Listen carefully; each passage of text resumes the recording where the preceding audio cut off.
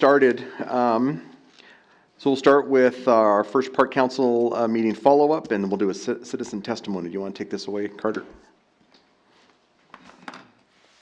Thank you, Mr. Mayor, members of the council. Good to be with you tonight.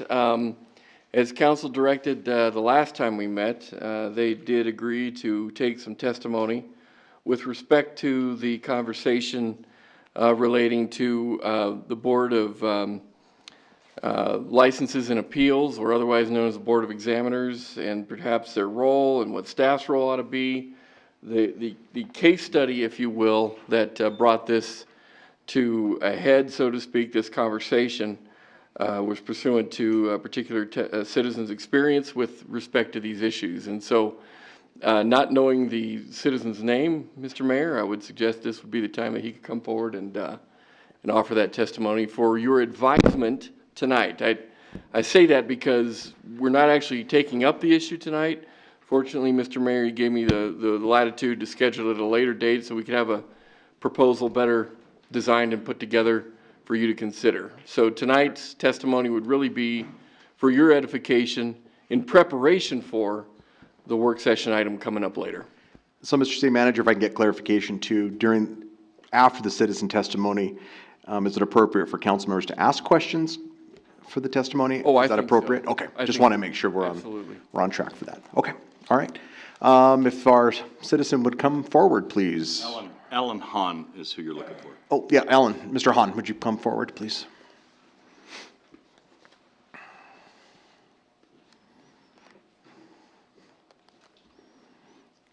Mr. Hahn, if you would state your name and your address would be great for us, please. My name's Alan Hahn. I live at 1228 South Cedar. I've lived there 38 years. Great, thank you. Go ahead. I was contacted by my city councilman, Mr. Nell, to inform the city council basically what happened to me with the inspectors, my contractor, and how they handle things. My basement had flooded July 18th of 2020. The insurance company got a hold of me. We got IRS involved to clean it up, and then the repairs were Trinity Contracting. And his estimate originally, the first part was about $14,000. Part of that included building permits and inspectors. So when I was looking through that, almost at the end of the job in July 9th of 2021, it showed that he never came down and got building permits. So I questioned him, and I questioned some of the contractors, and they told me that originally he should have had permits before he started. And I asked him that, and he said, no, I don't have to. And why are you asking other people concerning our contract? And I said, well, I wanted to find certain things out. So he tells me, well, you're slandering me. And I'm saying, no, I'm asking questions. So, but anyway, I called myself to the Dan Elston, and he got all 4 inspectors to come to my home, and they didn't even tell me that they were coming. I found out by calling again to find out if they're going to come or not, and sure enough, I found out the following day and at a certain time in the morning. My contractor never told me. He knew. So here I am waiting for him, and my contractor shows up and says, what are you doing? You don't need to be here. And I live here, sir. I think I need to be here. So the work almost almost was completed. The plumbing and the electrical was questioned by the inspectors because it was already covered up, wasn't been able to be inspected.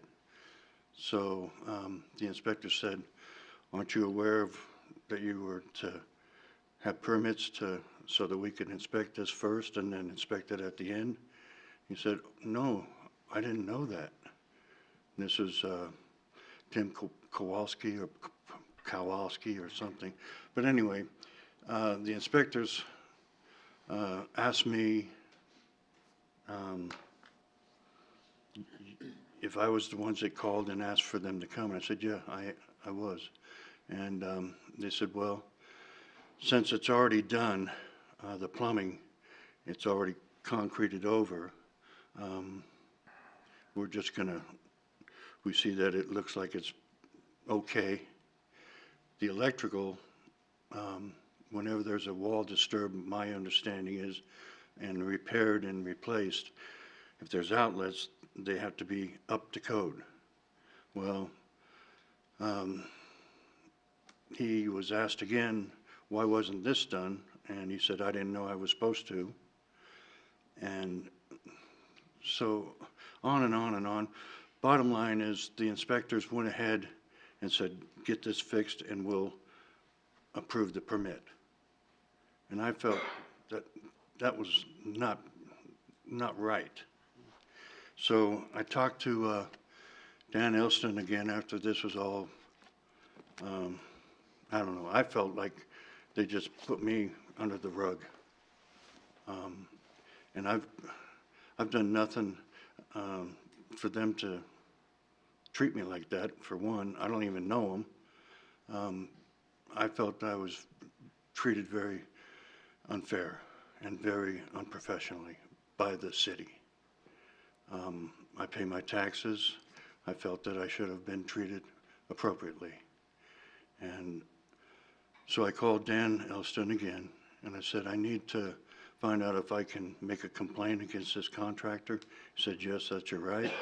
So I did.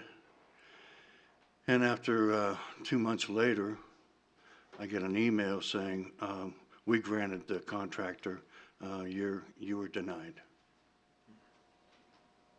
And that's pretty much, I'm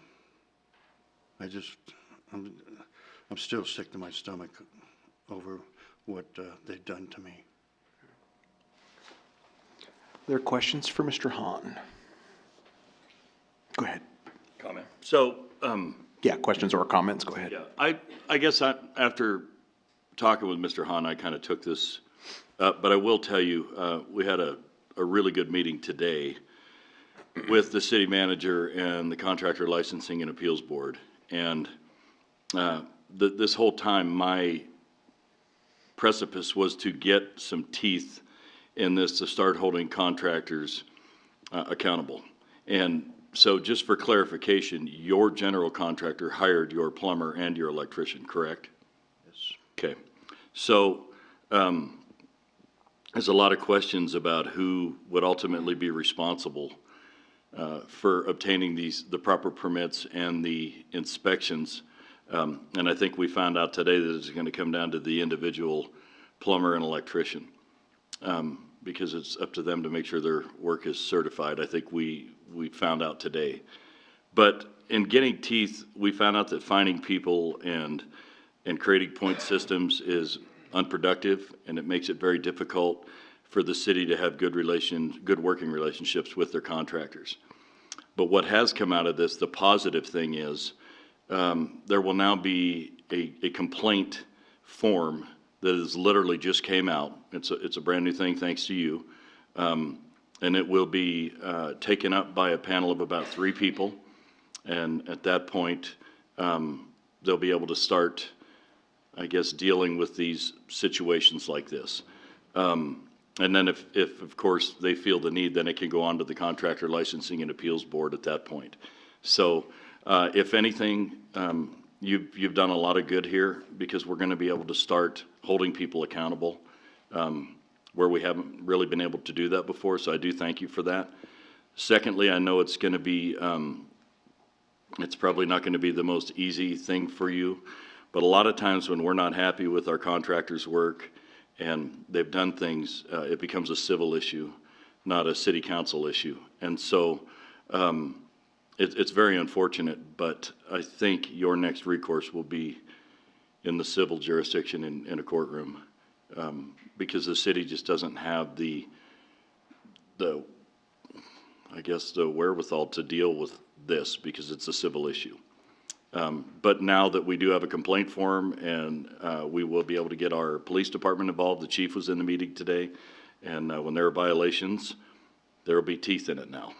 So if it's any consolation to you, you've done a world of good for the people coming behind you now that are in the same situation you are. And this comment isn't for you, it's for the general public, but it is extremely important that we do our due diligence when we hire people to work in our homes. Do your work, find out references, and make sure that the people you're hiring are reputable and do good work. We live in a pretty small community, so somebody's going to know something. And so I would urge our public to make sure that they do their due diligence and they really they look into the background of the people that are doing the work for them. Now, in this particular case, I will have to admit to you that it wasn't your responsibility to pull a permit. You had a general contractor. That's his responsibility, and it's the responsibility of him to make sure that the people working for him have those permits as well. But like I said, it's a civil issue, and as far as this council goes, I don't know there's much more we can do to help you, Mr. Hahn, but you have started the ball rolling in some arenas, and I know the city manager is working on it now, and we're going to be able to start doing some things to help people in the future. So, Well, I thank you. I'm not out to do a civil against him. I just pray that somewhere down the line he will see the light and he'll treat people accordingly. well, I think you've started the ball rolling with that, so thank you for that, and I'm sorry there isn't more we could do to help you. Thank you. Thank you, Mr. Hahn. We appreciate your time. Do you have something to say? Oh, I thought you did. Sorry. Okay. We'll move along. Bar and grill license. Bye. Oh, sorry. I always forget. Pursuant to the renewal discussion that you just went through and participated in as of your last business meeting, we learned that a bar and grill license would soon be available for distribution by the city council. In fact, as of April 1, there will be a license that effectively is unused at this point. Typically, when that happens, we generally will come to the council and ask for direction as to how you would like us to communicate this availability to the public, and furthermore, by what means you would like to see this license distributed for the appropriate and applicable business. There's been a variety of ways that your predecessors have considered these kinds of things in the past, and certainly I would say that it's pretty unlikely and highly unusual that you won't have competing businesses who will have some interest in this license, even though it's not a full retail, and you certainly understand the distinctions between a full retail and a bar and grill, which is what we have available at this point. So with that, Mr. Mayor, we would like to see if you and your team would be prepared to give us some direction as to how to consider this bar and grill license and under what conditions and circumstances you'd like to see it distributed to the public, and that's the discussion we're hoping for tonight. Mr. Vice Mayor. Thank you. I would like to give just some thoughts on it and maybe some direction. In the past, it seems that we've had people that have come in and applied with really no vision of what they're going to do. They just applied, got them, and then sat on them. And that's applied to both bar and grill, retail liquor license. I mean, it's happened quite often. Even though we have this one available right now, I would really like to see some sort of a, kind of like last time we did this, a business plan that whoever applies needs to come in and give us an idea what they're doing, not, I've got this idea and I'm gonna open this bar up and I need a license to go with it. I think that there needs to be some sort of a plan in place that we can look at. And I would ask that maybe we give it a certain amount of time. I mean, obviously, you're not gonna put a business plan together overnight. Some people might be able to, but others more than likely won't be able to. So maybe put this, I mean, people most certainly do know that April 1st, this one will be available, but I'd like to see it maybe pushed out a little bit until maybe the beginning of summertime to allow people the opportunity to put a plan together, put it in place, put a presentation together, so that when they come down here to apply for it, at least we know it's going to something that's been thought out, not just picked up overnight. That's my thought. Other comments? Yeah, Bruce. I'm in complete agreement with Steve. That's a great idea. These are big economic drivers for us. And so I think the more work that gets put into them and thought behind them, the better chance for success for the city itself also. So fantastic idea. Any other comments? Yeah, did you want to comment? Okay. Yeah, no, I just wanted to agree as well that I think it's a great plan to move forward with this. I guess my question would be is this something that's doable, and is this comfortable with the city from your standpoint, Mr. City Manager? Mr. Mayor, I think that's very doable. I think it's real appropriate, and all I would need is a couple questions answered. A, when do you think you'd like to see that timeline made available, when staff can receive applications? And B, how long would you like that window open, if you will? Or what other direction would you like to see in that regard? Mr. Vice Mayor, I know this is kind of your thought. Did you want to reiterate what you were thinking as far as timeline? Well, and I don't know, I don't know if it's going out too far, but like I was saying, maybe summertime, so maybe the 1st of June. I mean, we are almost at the 1st of March now, so that gives people time to put everything together and then bring it forward to us at that point.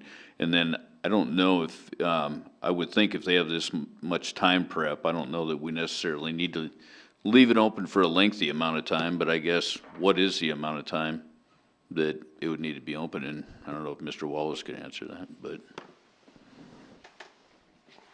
Mr. Mayor, it would need to be open as long as you want it to be open. It's your license to deliver. So it could be as short or as long as we determine. Okay. So what'd you say, Sean? 7 years. Yeah, Bruce. Could we pick it, in the event that we award it and we had a bunch of people that wanted it, can we move it up a little bit to get, like, maybe have it instituted or be able to hand out by June 1st? In other words, if it goes into effect May 1st, we could give them 60 days, or March 1st, excuse me. They'd have all of March, all of April. Then we'd have May to come up with a decision to make so that they could, summer's a really big time for the bar business, and we'd want to help set them up for success as well. So, if we wait till June and then start close applications, and then by the time we hear it, it might be fall before they could get moving. So if we could give them maybe 60 days to submit an application and then present a business plan maybe within the 90-day period, and then June 1st, we could award it. Would that be copacetic? Is that something council would be? You're kind of looking. Okay. I was trying to see if that was a look of, I'm not sure, but go ahead. Sorry, does it have to, is it April 1st, the first day that it can be opened? That, Mr. Mayor, technically, even if a person was ready to open their doors on April 1, they could not use it until April 1 because the current license holder has it until then. so we'd have March, April, and then close it at the end of April. Okay, I was just trying to figure out. And then if we had 4 or 5 different people vying for it, that would give us 30 days for them to all make their presentations so that we could have a decision made by the 1st of June and give them every opportunity to be successful. Yeah. I'm good with that. Okay. Yeah. Does that sound enough Absolutely. of an instruction as far as the timetable? Okay. Betcha. Okay. Yeah, thank you. So it looks like everybody was in agreement on that too, so. And Johnny doing the math. Bear with me. All right, moving right along. FWC Management Agreement Renewal. Mr. City Manager. Thank you, Mr. Mayor. The Ford Wyoming Center and the operator, previously known as Spectra, has come up on, or we are coming up on, I should say, the conclusion of our first agreement with said operator of the Ford Wyoming Center. And actually, that agreement technically doesn't end until November of this year. But the reality is we want to get ahead of the whole discussion in terms of what potentially could be a long negotiation to, in order to give us plenty of time to bring a proposal and give you time to think about the precepts and tenets and of it all and everything else. The negotiation has gone along really well, and should council agree to the terms, we believe that we could do this in the form of an amendment instead of having to, redo the entire contract, which saves on our time substantively. And the reality is, gets the new relationship in operation much more quickly and on a streamlined basis. We do have a comparison of what we would suggest are the proposed terms for you to consider in the form of a side-by-side comparison that you've had in your memo that looks like this, spreadsheet form. And it should give you a pretty good feel with respect to the elements that are changing or being proposed to change compared to what the existing terms are. Now, you'll recall, however, that the Ford Wyoming Center is only one part of the relationship that we have with OVG. They also operate, to an extent, Hogadon as well on our behalf, particularly as it relates to the concessions and the rental of the facility during the summer for weddings and so on. From our perspective, a lot of that is going pretty well as well.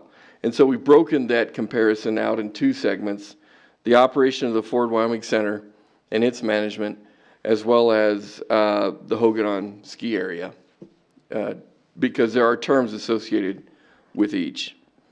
One of the bigger features of the relationship that would be changing that I wanted to bring to your attention is with regard to the scope of the agreement that the amendment would enact. We were talking about a 10-year relationship versus a current 5-year relationship, first of all. Secondly, OVG has offered to bring some capital improvements to the table that they would fund to the tune of initially $350,000, which would be enhanced by $50,000 if indeed by July 1, 2027, we renew our relationship for the operation of Hogadon as well at that point in time.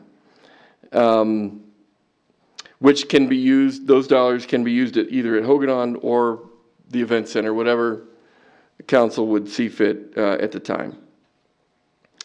And as you've probably noticed, that capital investment, that $350,000, is laid out on your spreadsheet so you can see exactly what those investments would be intended to cover. As far as some other items are concerned, the management fees for Hogadon changes up a little bit, and you can see that discussion there. And in fact, we can have Zulima and Brad come up and visit about that a little bit if you'd like. I would tell you too that the fee to manage the Ford Wyoming Center is really not that different than what we are incurring right now. Given that we have sort of a CPI escalator associated with that operation, we're really on track in terms of what that would be expected to be were we in our current relationship moving past the 5-year mark. There is one difference as it relates to what a cap could potentially be. We did ask that CPI would be capped if, in fact, we are in a crazy inflationary time at 4% annually, and no increase if, in fact, the CPI locally is 0 or below, should that ever happen. One other thing that I wanted to bring to your attention that I thought was really interesting, the question that I get from time to time as it relates to the relationship that we have with Spectra, now OVG, is whether or not they're improving our financial position, if you will, as it relates to the subsidy. If you'll refer to your memo, we've got a real basic analysis of that question. You will notice during the time that OVG is being involved with the operation of the Ford Wyoming Center, we actually have seen a downward trajectory as it relates to the cost of the subsidy over the period of time that OVG has been involved. We always assume that the subsidy is going to be in the neighborhood of $994,000 a year. And in fact, that's what the agreement is designed around. But if you'll notice, that really has only been required, as it were, 1 year out of the 5 or 6 years that we've been related with Spectra. On the other hand, as the city's been involved as the operator, that trajectory has grown consistently over the years. I remember when I was an employee here, right out of graduate school, we talked about $600,000 being needed to operate the event center from the city. I don't know if that number is totally accurate or not. That seems to be what I remember. But if you look in FY16, that number, whatever it was, grew to sort of a zenith of just over $1 million in terms of what the subsidy was to operate that facility from the general fund. So to see that trajectory going down, I think, is a real positive business model for us. And as you know, that has immediate benefit to the general fund, which, as we will talk about in the budget session, again, is one of our more vulnerable, unplannable funds that the city has the privilege of overseeing on behalf of our community. So a downward trajectory in any of that is wonderful. Right? That's what we need. Anyhow, those are some of the major broad strokes as it relates to staff's perspective, as it relates to this potential relationship moving forward for another 10 years. The purpose of tonight is to give you the opportunity to ask questions about the terms, to ask questions about our current relationship and how that works, because the reality is this is a complex relationship, and we want you to feel comfortable as to how it works, and we've got people here tonight that can help us with that conversation. Incidentally, Mr. Trembath here was our negotiating agent on this from day one, and if you want dizzying detail, he is very capable of providing that as well, which is a wonderful thing, Mr. Trembath. Thank you. So anyway, we're prepared to answer any questions that you have. If you have direction to move forward with tonight, we'd be happy to take it. On the other hand, if there's homework we need to do, we're happy to do that as well. Okay, I think there's a few questions from the council. Amber. Carter, I just have a clarifying question. You explained on the Ford Wyoming management fee line item. I think I understand. I just want to make sure that I do. It looks like in our existing contract, we started out at $130,000 per year with an annual increase, which has put us currently paying $149,655. Is that right? So really the next 10-year contract would just start out at basically what we're paying now and then carry on with an annual increase over time, essentially. Mr. Mayor, Councilmember, that's exactly my understanding, unless there's something that either of you would add to that. Okay. You bet. Bruce. So, this is John, and it's a two-part question. Sweet. It's just a one-part question, but it's from both of us. When did it become OVG, and do they own Spectra now, or what's the story there, Brad? So I'm going to introduce Rick Hans, who is our regional vice president, who has been with this account since day one with Wallace, and he can explain that better than I can. Sure. So that just happened in November. And we got to meet our counterparts a couple weeks ago for the first time. They're saying OVG bought Spectra, but it was more of a merger. The OVG has, probably 7 or 8 facilities. We have over 180, so with an infrastructure, when I say we, Spectra. So they wanted to grow quickly, and they were one of our competitors. There's really only 3 big companies that do what we do. They were one, we were one. So now they bought us, so I'm excited because I started with the company 26 years ago, and all the head people that ran our company are the ones running OVG, Oakview Group. So we're kind of reunited with the people that started our company and really grew it. So it's exciting for me to be part of that team. They have the resources, they have the capital to put into things like this and say, hey, let's get back, let's put some investment back to our clients. So that's good. But they also have a lot of clout with booking that we're about to realize very soon. One of the owners of OVG is Irving Azoff, which is the most influential person in the music business. He's got a huge management company that managed the Eagles and all these major artists, Bon Jovi. So now we tapped into that resource, and we have constant calls with the people in his office about touring acts. So we're just going to see the benefits of that here. So I'm excited about the relationship, but to answer your question, that was in November is when they officially bought us. So. Other questions, comments? Mr. City Manager. Oh, Steve, do you have a question? Yeah, I had a question, and this refers back to the increases that Carter had mentioned from back when he was the assistant here up until now, is how much of that increase in our subsidies is actually an increase in dollars versus inflation, if you can follow what I'm asking. Mr. City Manager. Mr. Mayor, Councilman, I would say that those elements are truly features of the increase. I wouldn't attribute poor management, if you will, in and of itself or by itself as responsible for those increases, but rather the cost of doing business, local inflation, as well as, getting into the weaknesses that a city government has versus an entity that knows this business and has the connections that were just described, being attributable to that growth over time. You have any follow-up, Steve? No, I appreciate that, and I appreciate all the work Wallace did back when he was negotiating this contract, and I was on council at that time. So I was in favor of this, and I think this has been a great deal for the city. So I'll just let it go at that. But I was curious how much of our increases we really felt were inflationary versus older facility and our costs going up. Thanks, Steve. Thank you.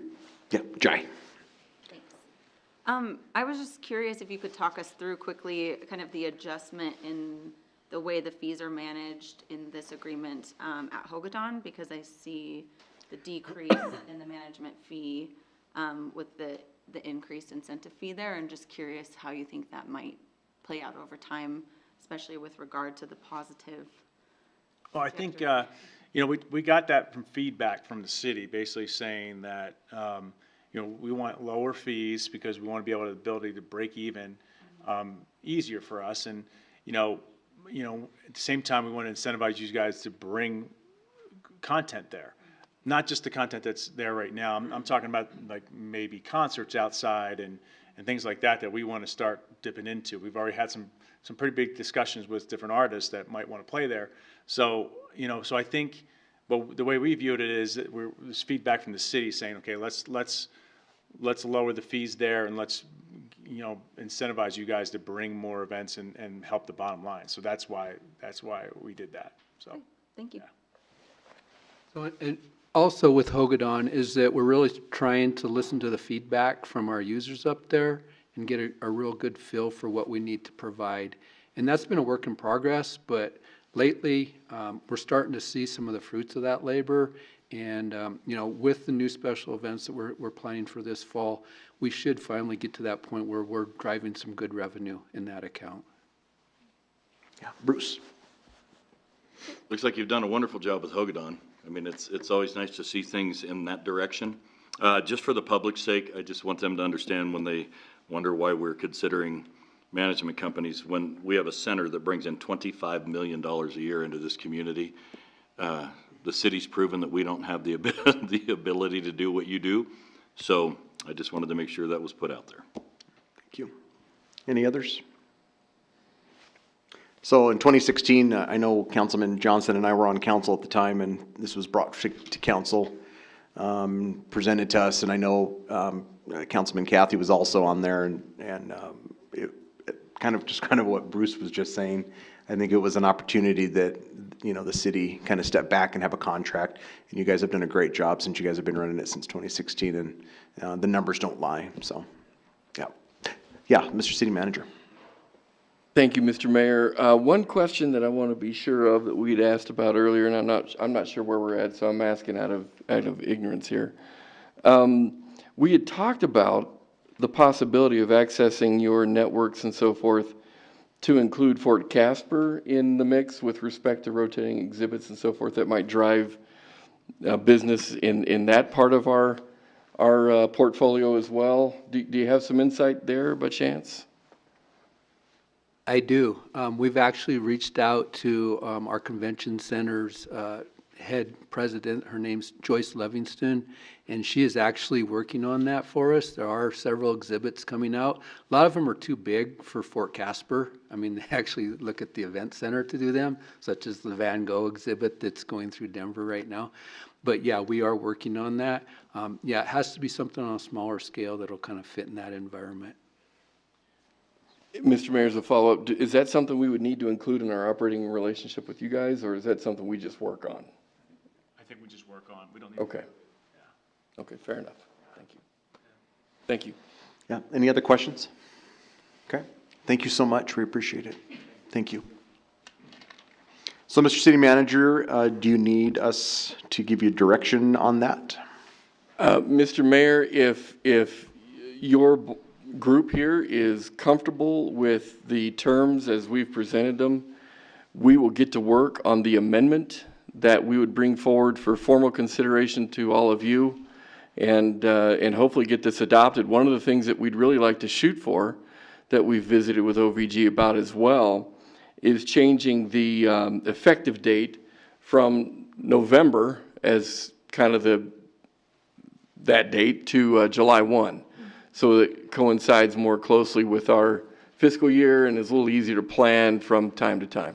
Okay, great. So is everybody okay with the numbers and contract and everything? Got a couple questions, okay. Amber and then Bruce. Carter, can you talk to me about the advantage of working on a 10-year contract versus a 5? Is that, to kind of justify the $350,000 capital investment spend on their part, or what's the thought process behind bumping the term up to 10 years? Mr. Mayor, council member, I appreciate that question, and I may need to bring our friends up again to talk to that a little bit more, but certainly my understanding is that was kind of a carrot, if you will, to get some private investment from our partners. Certainly that was attractive as far as I was concerned. But I can also understand that with longevity, certainly longer than 5 years, brings some ability to create a stronger business plan that hopefully becomes more appealing to us. In other words, as we see that trajectory decline over time, looking at a 10-year relationship makes things like that more feasible, in my opinion. But would you, if I may, Mr. Mayor? You betcha, thank you. I'll just add, so yes, it's for the investment, portion, so it gets us the ability to invest with that long-term agreement, but also too with the employees. We have a lot of long-term employees there that have been there for years, even before we were there, we hired over. So it's good for them to know that they have the jobs, past 5 years. They don't have to worry about looking for. So it's also good to keep the strong staff, which is very difficult nowadays in most parts of the world, to keep a good staff together for that long. So it helps with that as well. So. Great, thank you. Bruce? Thank you. I like the ability of the 10-year. I was on the same wavelength as Amber. I would like to think over that 10 years, we would see that subsidy curve drop dramatically. With the 10-year advantage to oversee that, I would really like to see that come down. $25 million is great for the community, but subsidies aren't. So with a longer contract, I think it would allow them to have a longer plan in order to help bring that down. That would be the hope. So. Great. Any other questions for Carter? Or? Okay, so if we're okay with this for Carter and his staff to move forward with the contract? Oh, yes. I do know what I was going to add. I do think it's important, however, Carter, if you're going to bring a proposal to us, that there is some verbiage in there concerning Fort Casper.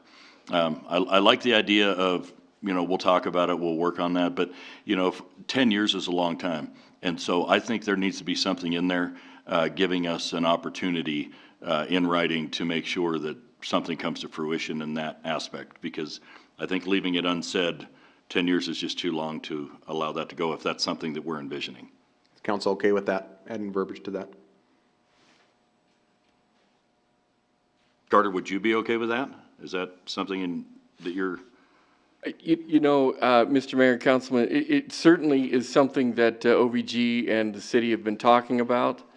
I don't think it changes the nature of the agreement in such a way that we need to, change the format from an amendment to opening the whole contract up and that kind of thing. So I think we can work on some language that you will see in the amendment to address that. I don't view that as a deal breaker. Cool. Yeah. Great.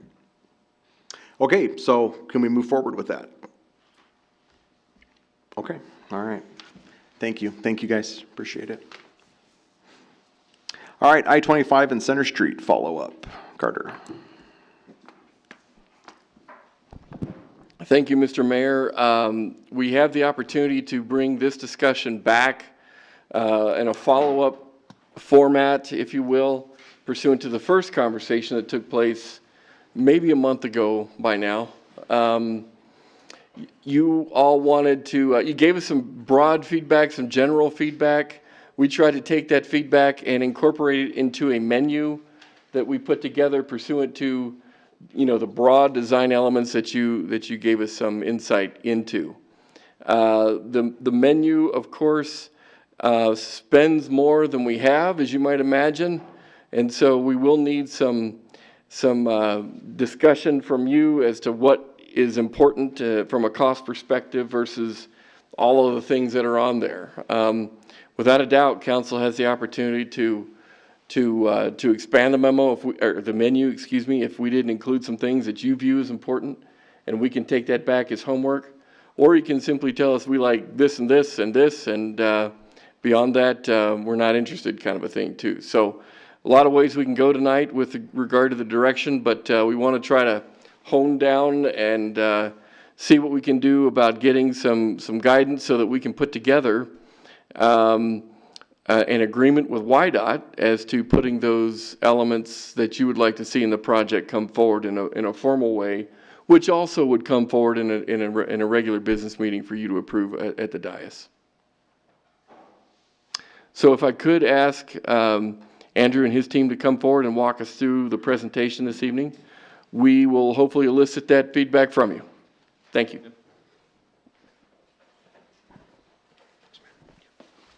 Mayor, Council, just to remind you all, we've got I-25 is split up into two phases from YDOT. The first phase is in 2023 between Poplar Street and Mckinley Street.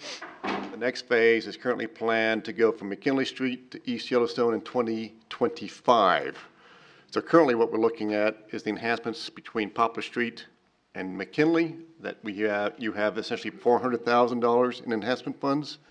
We also have an additional $462,000 in 1 cent funds for Center Street, which is essentially between the railroad and the interstate for you guys to play with. Jared has got some additional information back from YDOT as to the treatment that YDOT will pay for around their abutments. And he's also got a nice schematic of what some terracing might look like at the Center Street underpass, along with the cost menu that Carter mentioned. So with that, I'll turn it over to Jared to go over his presentation and hopefully solicit some input and feedback from council. Great. Thanks, Andrew. Hey, Jared. Good evening, Mayor, Council. It's good to be back. Hopefully, you guys have had some time to digest what we talked about last time. I know there's a lot there and kind of may have surprised you.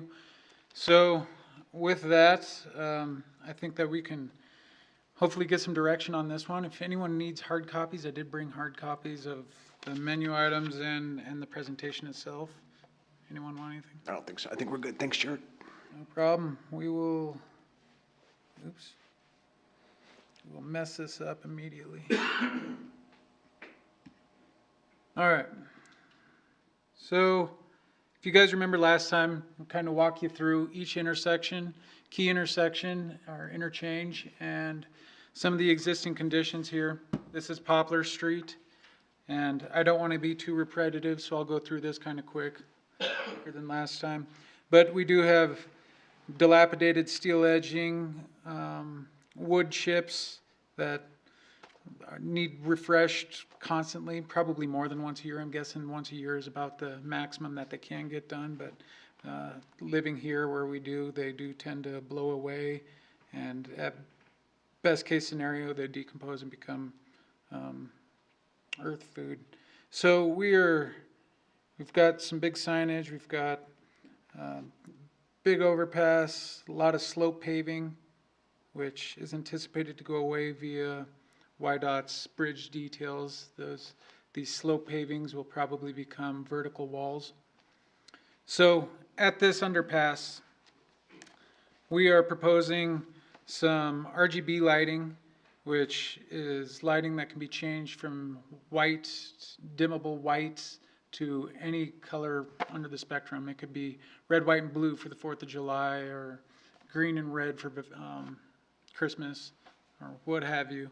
So A2 here is also from a previous MPO signage, wayfinding signage study that they suggested. It's a pretty detailed study. It covers each intersection and which signs need to go where. And on the menu sheet there, it says there would be 4 signs at this intersection, or at this interchange. And A3 there is looking at some of the terracing. Like I said, it would be vertical walls, most likely underneath the bridge. So that terracing would come out from the side of those vertical walls and wrap around. This picture is taken directly from Curtis Street. Last time, what we had thought would be a cost to the city with this terracing. I've since found out that that is not the case. We can choose colors, but this would be the standard YDOT. They would cover this under their improvements themselves. So like I said, we can choose colors. If you want to keep it like Curtis Street, that would be YDOT standard, and that would possibly make the most sense to me if we're looking for some sort of continuity through town. A4 at the bottom is looking at form liners under the bridge. When these become vertical walls, we do have the opportunity to use form liners, which basically can add patterns, geometric shapes. If we want to get really fancy at a higher cost, something more custom. It could say, "Welcome to Casper." It could say, "Mayor Pacheco lives here."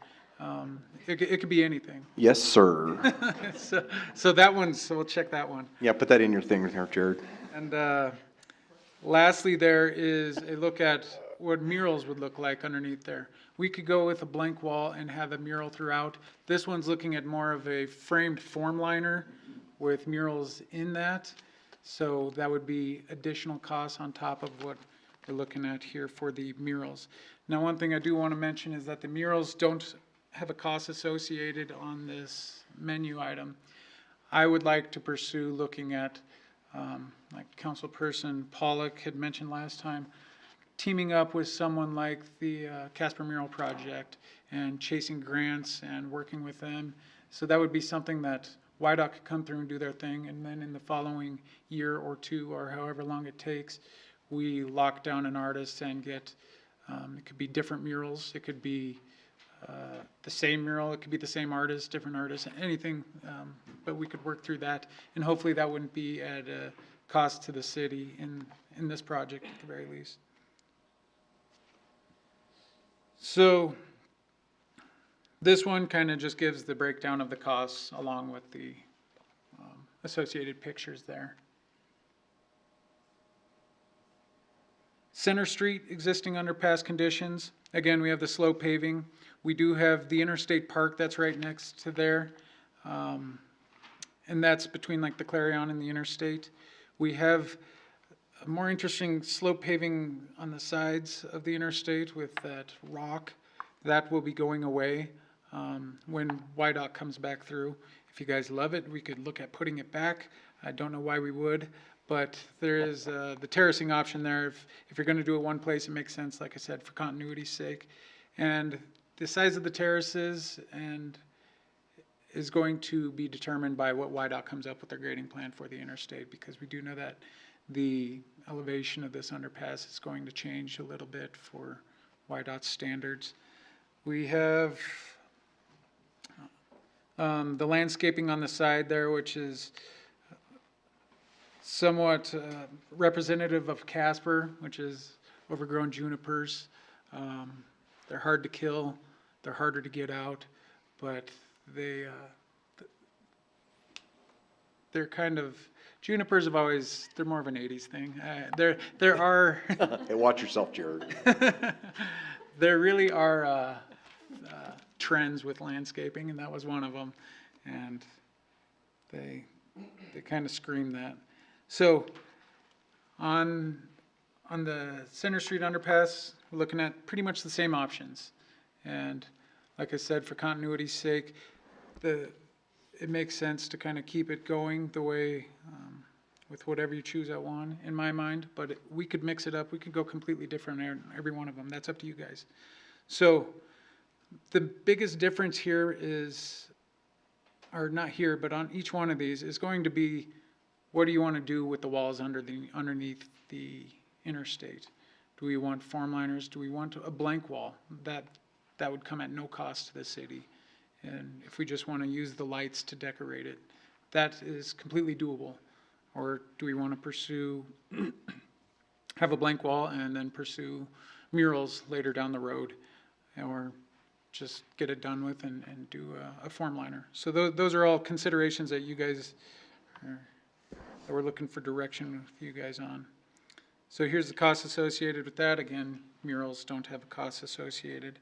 I will say that the terracing for the retaining walls is just the terracing. The reason that there's a cost there is because it would be on the city to go back in there with irrigation and some sort of landscaping to make it look nice.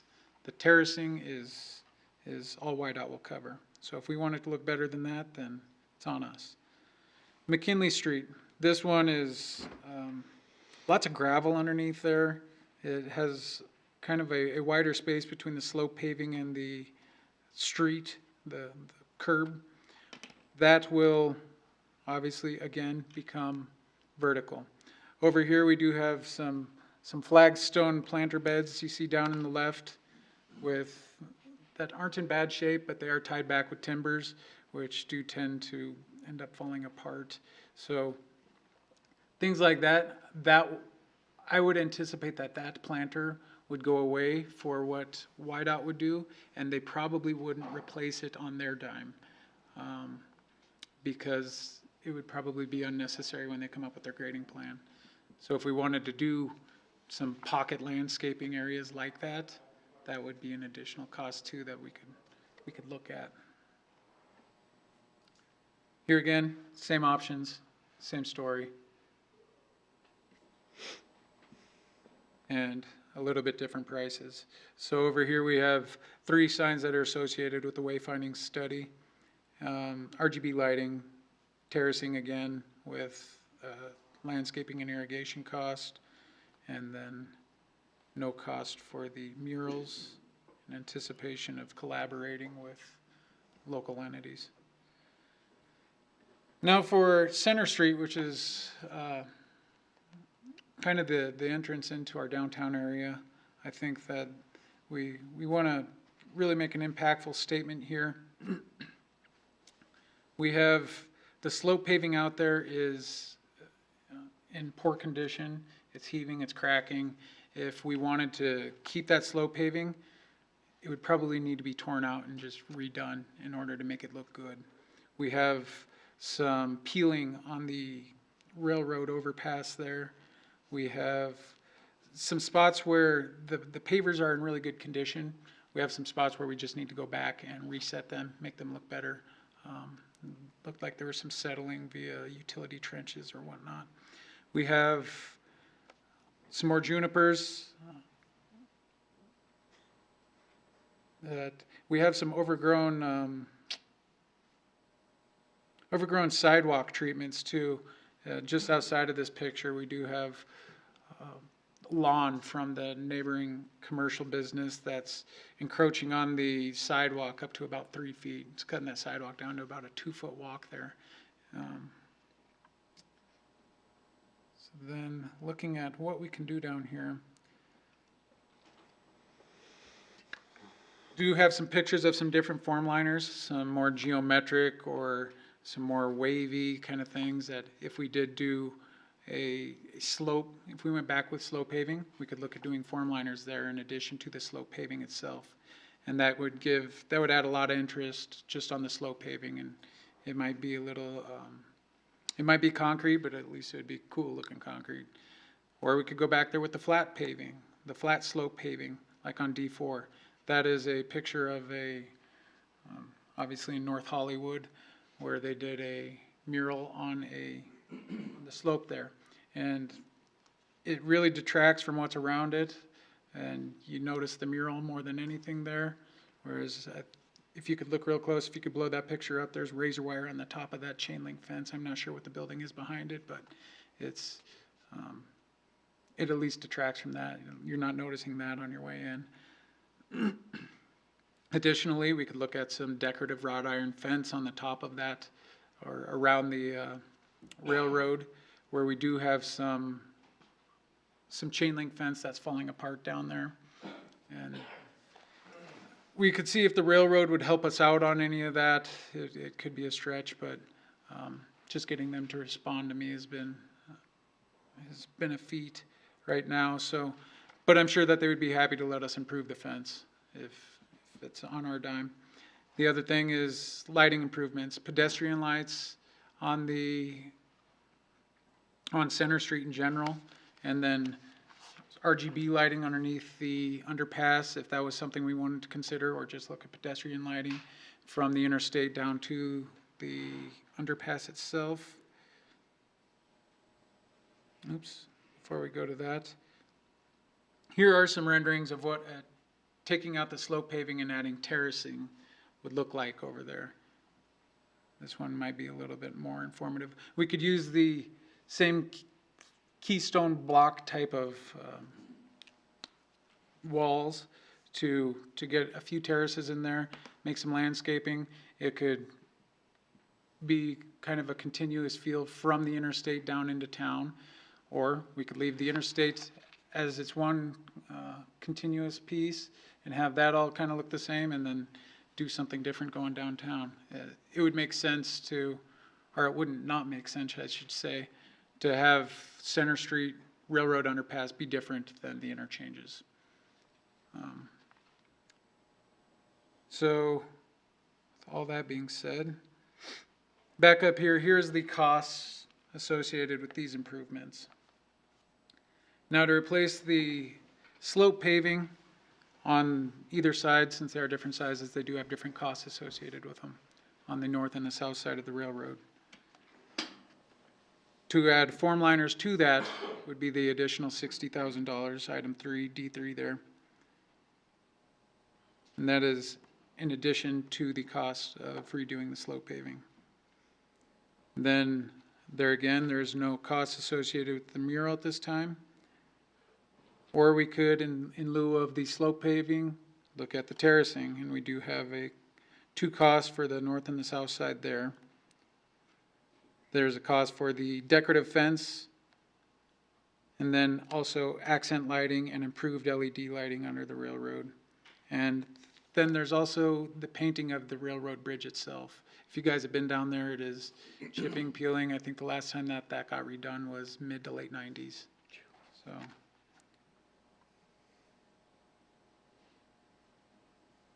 Oh, here we go. I did jump ahead a little bit on myself. So Center Street, E Street to D Street in the existing conditions here.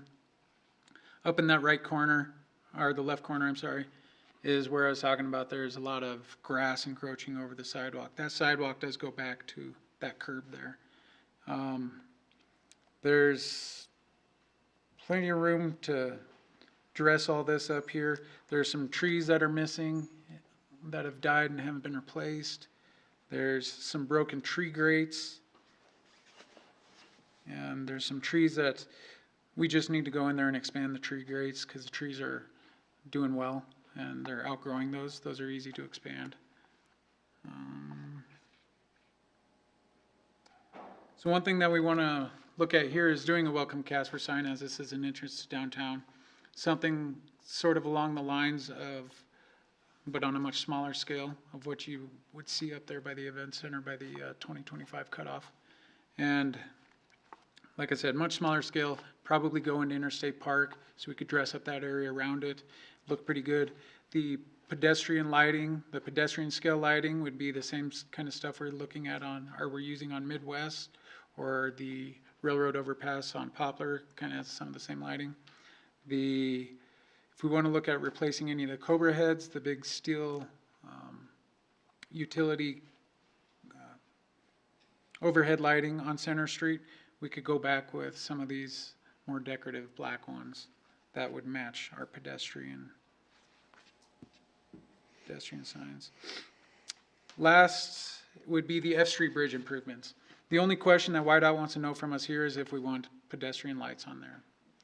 So here's a picture, F1 is a picture of what was done on a previous project over on Poplar, going over the railroad bridge. They are going to go back, YDOT's going to go back with a 10-foot walk there. So that'll be pretty nice, as opposed to I think it's about a 5 or 6 foot walk at best right now. And yeah, that actually concludes the whole PowerPoint PDF there. So I guess what would you guys like to know, and is there anything I can answer to help you make a decision on any of this? We'll start with Bruce. I have a couple questions for you. So if we were to do just a flat wall, it doesn't make sense. We've only got so much money to spend. And if we do the formed walls, when people are doing 65 miles an hour going under some of those, it just doesn't make sense.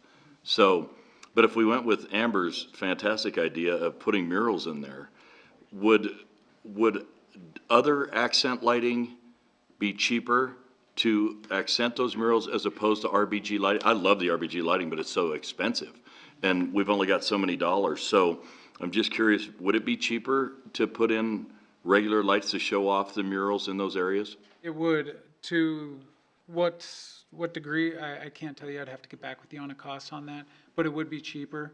I don't think it would be like half as cheap, but it would be reasonably cheaper. And then on the landscaping too, I noticed, if we did I think they call it xeriscape, where it doesn't require water and all that, would be cheaper in the long run for us than running water lines on those terraces and everything, correct? There's no such thing as a xeriscape. That's common misconceptions that it doesn't need water. At the very least, it'd need water to get established for probably up to 5 years. So we would have to do some sort of watering there. And junipers are actually a great example of something that would be more xeric, because once they are established, like I said, they're tough to kill. You mean the 80s babies? Is that what you're talking about? The 80s babies, exactly. So, I mean, those are what's growing out at Alcova, and on the hillsides where they're not getting any water, that's the desert out there. There's so many different areas and only so much funding. And so it's very difficult to try to, so in my mind, I'm just trying to, and I'm just speaking for myself, I'm trying to eliminate things that we can absolutely do without, like formed walls and, things like that aren't necessary if we get murals. And the RBG lighting, although I think it's extremely attractive and would be a great fit for Casper, if we're gonna have murals under there, I don't know that those are going to be that effective, really, instead of regular type lighting that would show those off. I don't know. I'm just trying to go through this in my head because there's so much and so little. Right. So I'd love to hear what the rest of the council thinks, because there's just not enough money to do all this. Yeah, we're clearly on a budget, and that's kind of why we're looking for direction here. And the RGB lighting, I will say, it doesn't have to be colored all the time, but we're looking at cost, not what it looks like more than anything. Right, but what does it take to change those bulbs every time, or is it? No, just a- it's just programmable. Gotcha. I'm not sure if it's probably through a website or something, I'm not sure. But it's programmable, but there again, we're just not getting cost savings. Well, since the mayor lives under that one bridge, you'll want to be able to shut them off every once in a while, so you can sleep. Yes. Kyle? Thank you, Mayor. And thank you again, Jared, for the presentation. Lots of good information. Like Councilman Noun said, we have to be very selective because so many wants and very little in the pocketbook to do so. I think I brought this up last time, but I'm more interested in I'd like your perspective on what things could be done after the fact. So can the formed walls, can that be a feature added after the fact? The terraced landscaping, can that be added after the fact? Because I think it would be smart of us to focus on the infrastructure, and then things like signage, lighting, stuff we'd all love to see. Those are things that can be added after the fact. And so I'm curious, the formed concrete and the terraces, can those be added after the fact? And if so, is there any sort of remodeling or extra costs that needed to be taken into effect to add it after the fact, as opposed to building it alongside YDOT as they transform the entire space? Thank you. Yes, Mayor and Council, unfortunately, it's always going to be cheaper to do it all in one blush. The form liners, they have to be set when the concrete's wet. So if we're going to be doing anything, you only get one bite at that apple.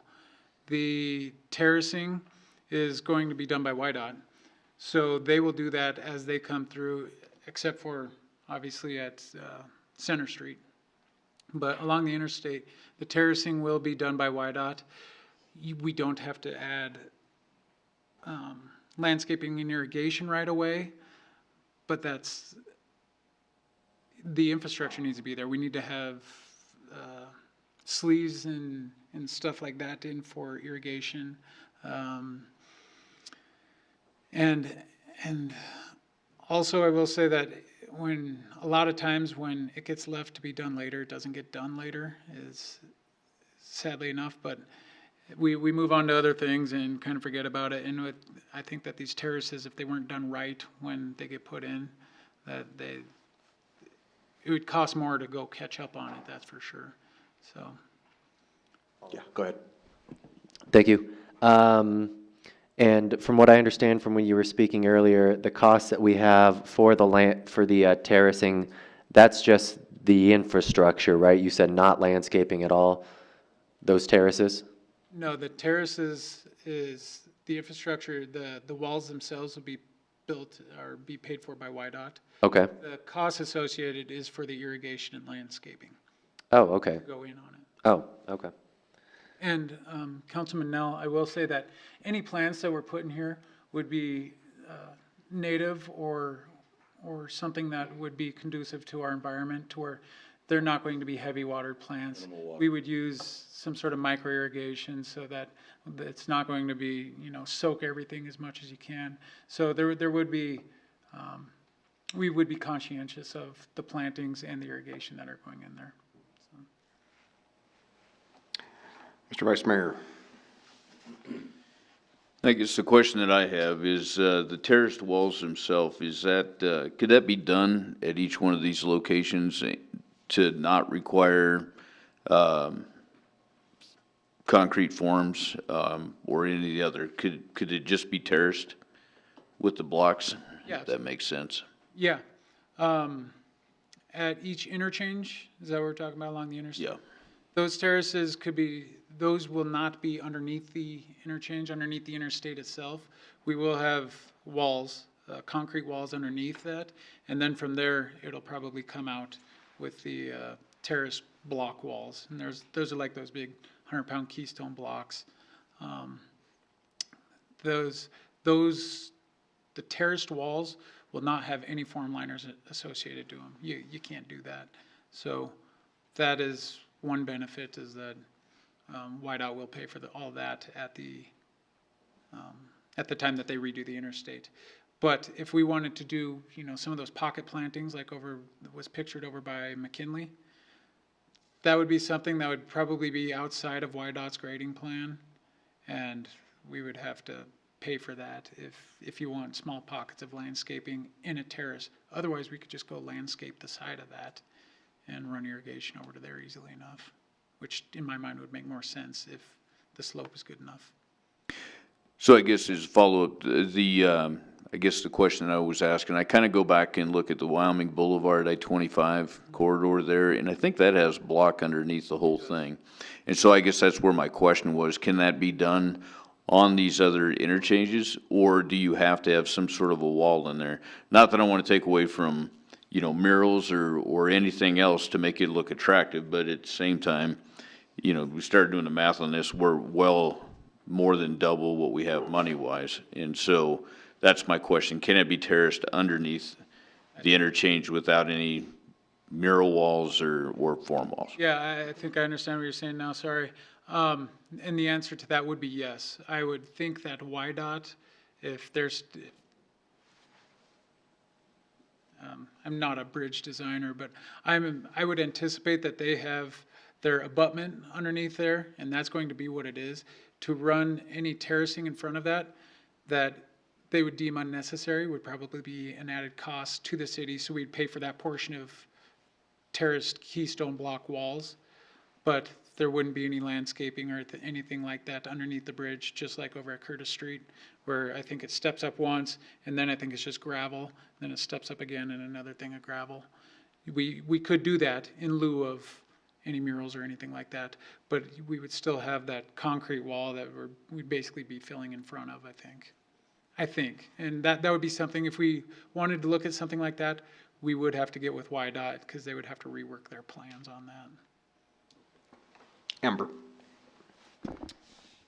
Thank you. I have a question and then a comment. My question is on the Center Street and Railroad Bridge. We have to do something with that slope paving, right? Like those are all big ticket items, whether we replace the paving, whether we put in terrace retaining walls. Like, it's not really an option to just say leave it and paint over it, or leave it and let it do its thing, right? Or is it an option? It is actually, but I would advise you to go take a look at it yourself before you say we don't want to touch it, because could it just be painted over? Yeah, but probably not if you want to do a mural on it. If you want to do something nice on it, I think that you need a good canvas first. And right now you can see in the top middle and the top right, you can see where some of those between the control joints on that slope paving are kind of shifting. You can see the way the shadows are laying across it. There's spots where it's heaved 4 inches or better, and it's cracking and breaking. But to answer your question, yeah, we could go sandblast that and repaint it, and you wouldn't have to do anything with it then. But it doesn't get you anywhere as far as the beautification goes. Sure. So, I mean, to me, that sort of seems like one of the big priorities for that area, which is going to take us to $250-ish thousand of the 430 immediately, even if we do sort of the bare minimum there. So for me, I think that what makes sense is to deal, if YDOT is dealing with terracing, it makes sense for us to deal with lighting and landscaping. And then, I mean, to me, the form liners aren't particularly compelling. I think they're nicer than maybe plain concrete, but only a little. Like, something with some color, I think would be a lot more interesting to me. So I'm good to leave form liners out of the equation and leave them as walls that we either leave and let the lighting speak, add some color or add some interest under there, or eventually, I do think that we could create some cool partnership opportunities there. But to me, it's, if we do lighting and if we do landscaping, that's pretty much everything we have for the YDOT money, and it does leave us a little short potentially, if I'm doing the math right, on the pedestrian lighting on the bridge, which is probably problematic, and if there's a way that we could get that in there as well, I think we should. So that would be for the YDOT money. That would be my thought, is lights and plain walls and deal with landscaping on the terrace. Mayor, Councilmember, if I may, McKinley Street, I would entertain, would be completed under the second phase of the interstate project. So for the McKinley Street, I don't know if you need to look at those costs for the first 400,000 that you have available to you now. Okay. I would concentrate on Poplar Street and Center Street, and when the next phase of the interstate goes between McKinley Street and East Yellowstone, there'll be another $400,000 of enhancement money that you could then look at utilizing for that intersection. And the pocket planner that might come along with that as well. So I would concentrate on Poplar Street and the Center Street underpass for the $400,000 that you have in enhancement money now, and then the 462 obviously that we have along Center Street. Quick follow-up to that? Yep. And I wonder if it would be, because I'm still finding it a little bit confusing about when we're gonna have money and in how much and what areas it can apply to. So I'm wondering if it'd be too much to ask to just ask for a staff recommendation on this entire thing. Like, it all makes it more beautiful, with the exception, like, I don't particularly care for the form liners, but other than that, like, I think it's all gonna be really nice. And so to me, it would make sense to just, like, if you guys understand the budget, the cost, and how, you know, continuity wise it would play with the rest of town. And so I think for me, it would be helpful to just hear from you what you think of all this. I don't hate any of it. So whatever direction you took, I think I could get behind. So I've got a couple other people that want to make comments, and then maybe we can go to you, Carter. Comments or questions, and then maybe we can talk about a staff recommendation. Jack. Thanks. I agree with that comment. Just trying, I can't map out exactly which money is going to which one. Although this is really helpful, and I really appreciate the slides that have the photos with the spreadsheet, so thank you for that. I think for me, I guess, if we're going that direction in terms of just getting a recommendation, which I totally am fine with, I'm just curious about longer term costs too, like if we're taking into consideration, so it's $10,000 to landscape and irrigate initially, right? But what would the longer term, you know, what would the costs be over time? Do we have that information here, or? No, that would, Mayor and Councilperson, that cost is probably a little bit harder to nail down, but being sensitive to that, we would do things like Councilman Neal was saying, is do some low maintenance planting, low micro irrigation is what it's called, where you're not soaking everything, it's direct point irrigation, to where we are saving water, we're saving maintenance fees. The only thing that would be necessary at that point, I guess, would be, you know, yearly upkeep, which happens once or twice a year, and then move on. The one thing I will point out too is with the funding at the top of the spreadsheet that is probably in front of you guys, it does break down the funding a little bit. The total YDOT funds from Poplar to McKinley is 400. The anticipated construction year would be 2023. The total city funds for Center Street is 462.5, anticipated construction year of 2023. And then the YDOT funds for McKinley to Yellowstone is another 400, and that would be in 2025. So that does break it out a little bit. And then moving further down here,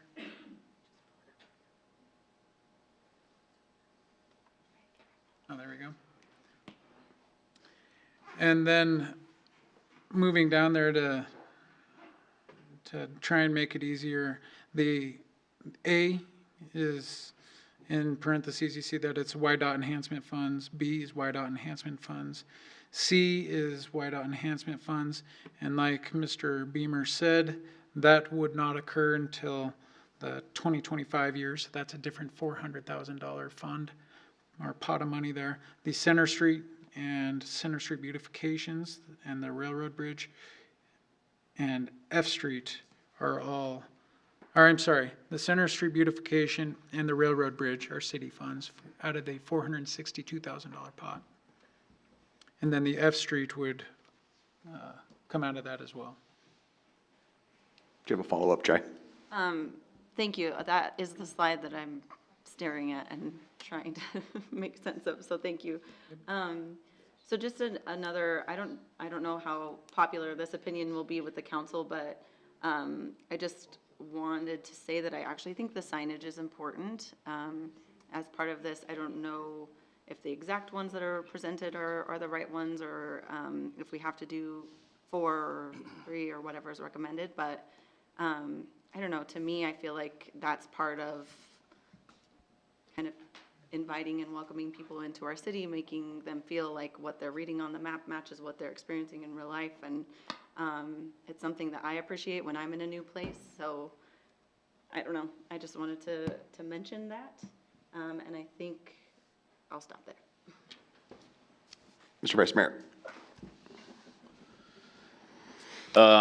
So I'm assuming that all these numbers here they're just estimates. We don't have any bids to back any of this stuff up right now.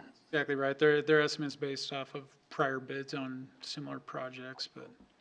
Okay, so then I think I would open this question up to even Andrew or even the manager, whoever can maybe answer this, but you have a line item on here to paint the railroad bridge at Center Street railroad improvements, and the painting of the railroad bridge is $150,000. Could we possibly find some cheap painters to go out and paint? That seems pretty high, but. Mr. Mayor, Mr. Vice Mayor, thank you very much for bringing that up.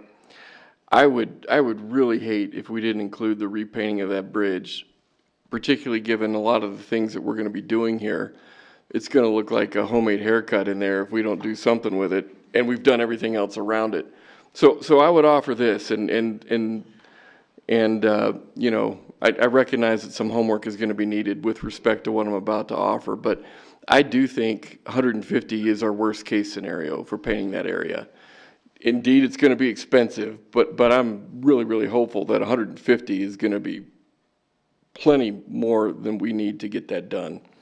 I'd like to take that off your menu and just get the direction to go ahead and include it in your capital plan coming this spring, because it's got to be done. It just has to be done. Regardless of everything else that you do, I would hate to see that not happen. And so I'm offering that be taken off your menu, that we bring you a proposal to get that done with your capital plan that you're going to review in March, and again in April and June and May, so that will happen regardless. And that would leave you the rest of these things, particularly for the Center Street portion, the underpass portion into our downtown, to focus on otherwise, which when you're talking about an entryway into your community and to your downtown, Center Street deserves a lot of attention and a lot of resource to make it as good as you can possibly make it in this moment in history, because you won't do it again, probably, because it's so expensive and it's not going to get any cheaper. So to help in this deliberation, I'd like to offer that. You can certainly tell me no, and you can tell me no during the budget process as well, but hopefully that makes that question a little easier for the Center Street portion. Is that something council would be okay with? Mr. Mayor? Go ahead, Steve. Yeah, before you continue on, I had 2 questions. One would be for the city manager, the other will be for the engineers. My first question is, that's Railroad Bridge. Aren't they partially responsible for the maintenance of that bridge? That's my first question. And I would be pushing on the railroad to help take care of that bridge a little bit. Secondly, what exactly would you call what YDOT is doing right now on the west abutment of the new bridges that they're building? Is that your formed concrete, or I'm trying to remember exactly what you called it? The form liners on the west. Or is that something totally different? Mayor and councilperson, you're speaking about at Welsh Drive, is that correct? The Yes. bridge? They haven't done that yet. They've removed what the rock that was in that inlay in the concrete, and I believe that they will be going back in there with form liners, and that will be like I said, a geometric, I think a pyramid pattern that they'll be doing out there.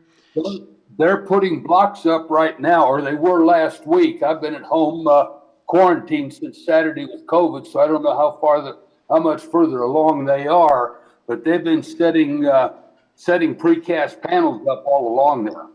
Okay, I'm unaware of that, but I'm not involved in that portion of that project, but I'll be sure to take a look at that.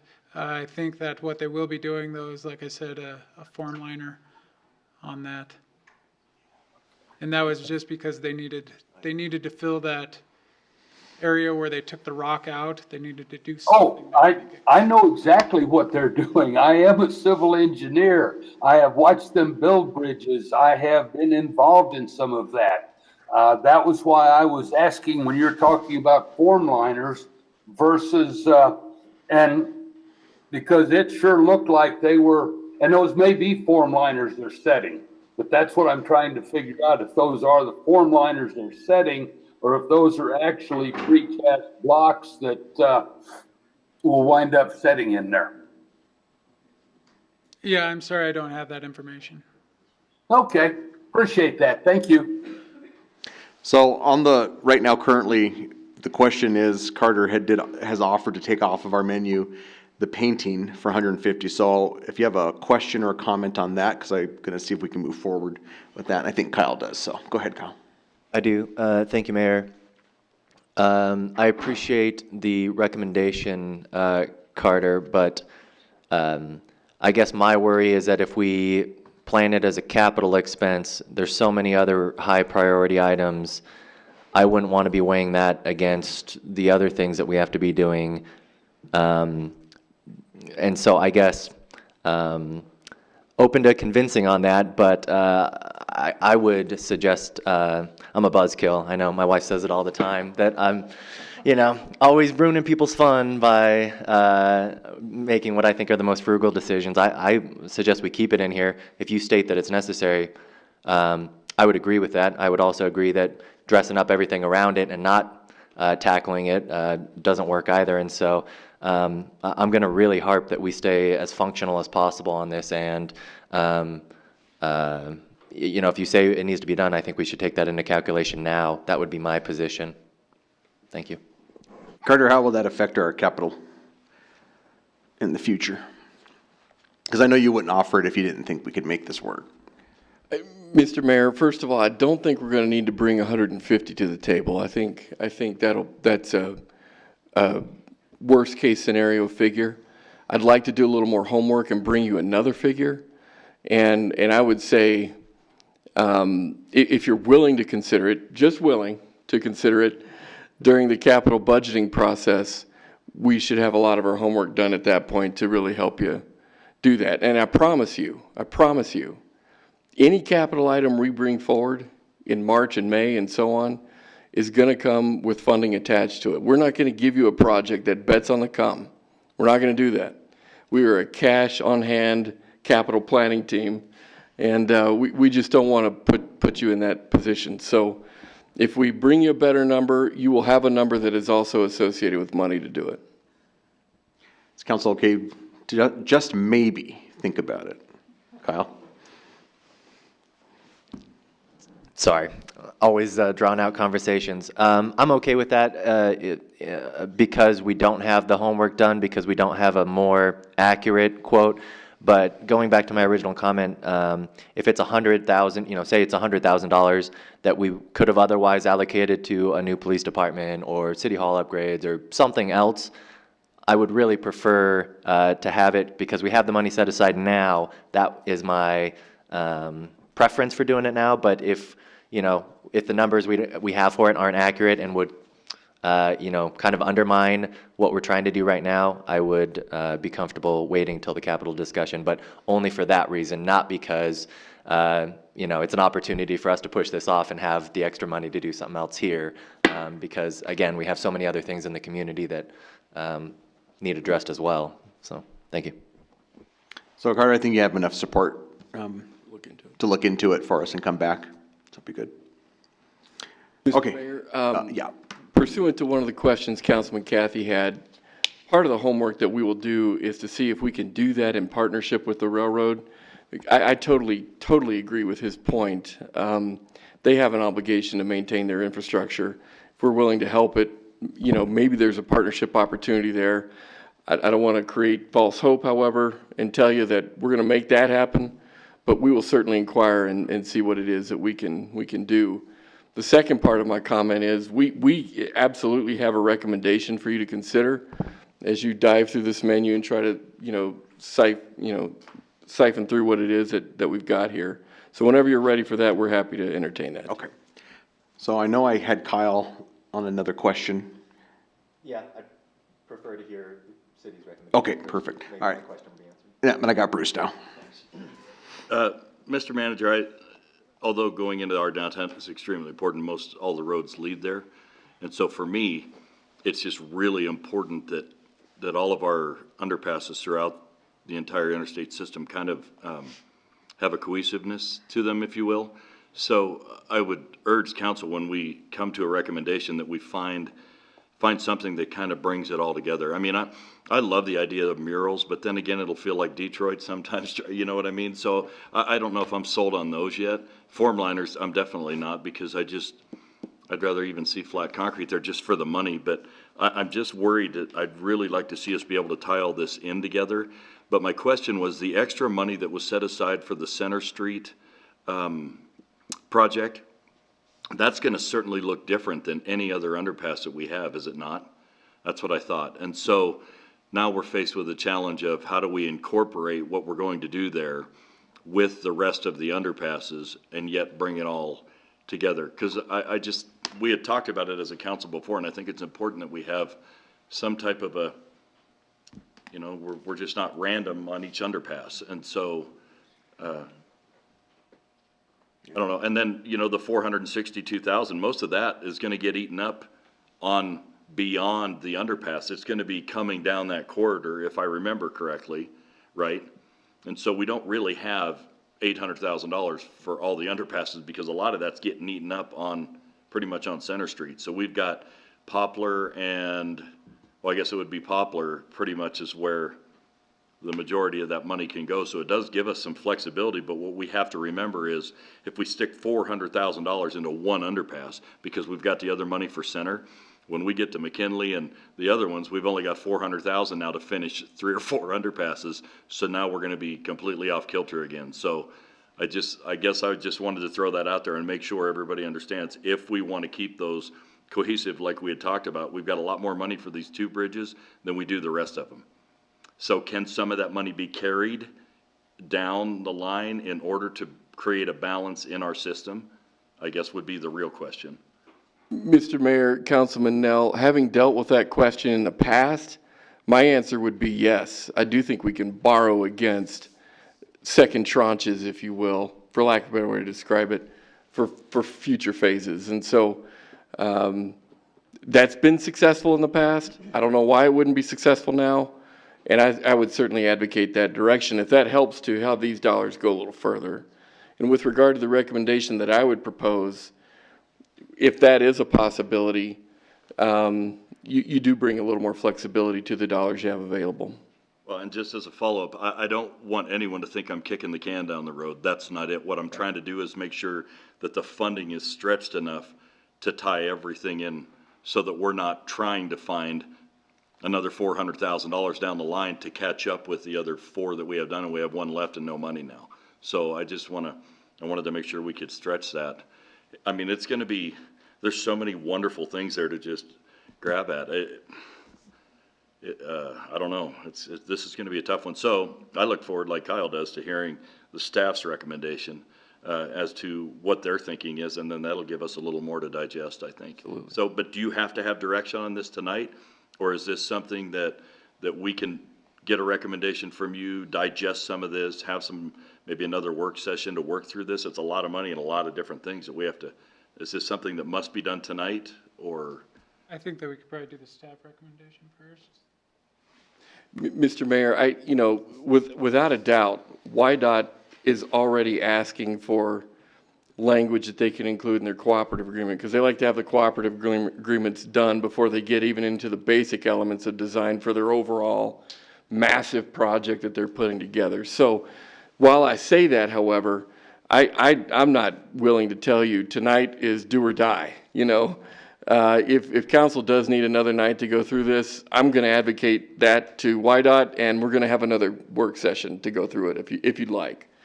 But certainly, YDOT is applying some pressure, not aggressive, hurtful pressure, but some pressure to staff to get elements of the cooperative agreement to them so they can start putting it together.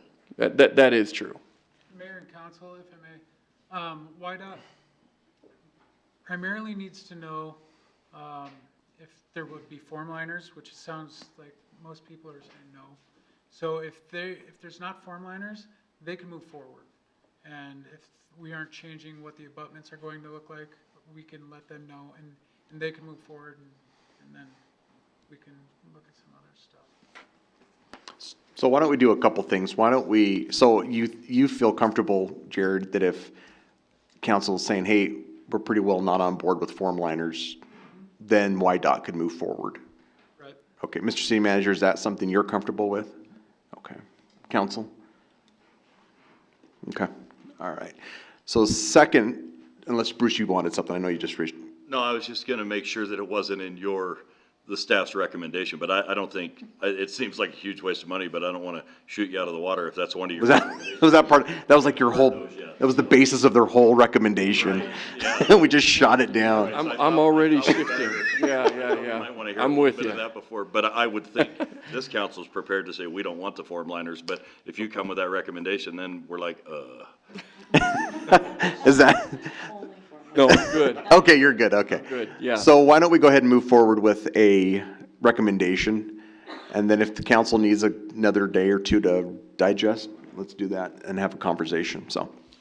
Mr. Mayor, if it pleases the council, I'd like to start with the Center Street stuff first, and then go into the 400,000 that's allocated with each phase on the interstate level.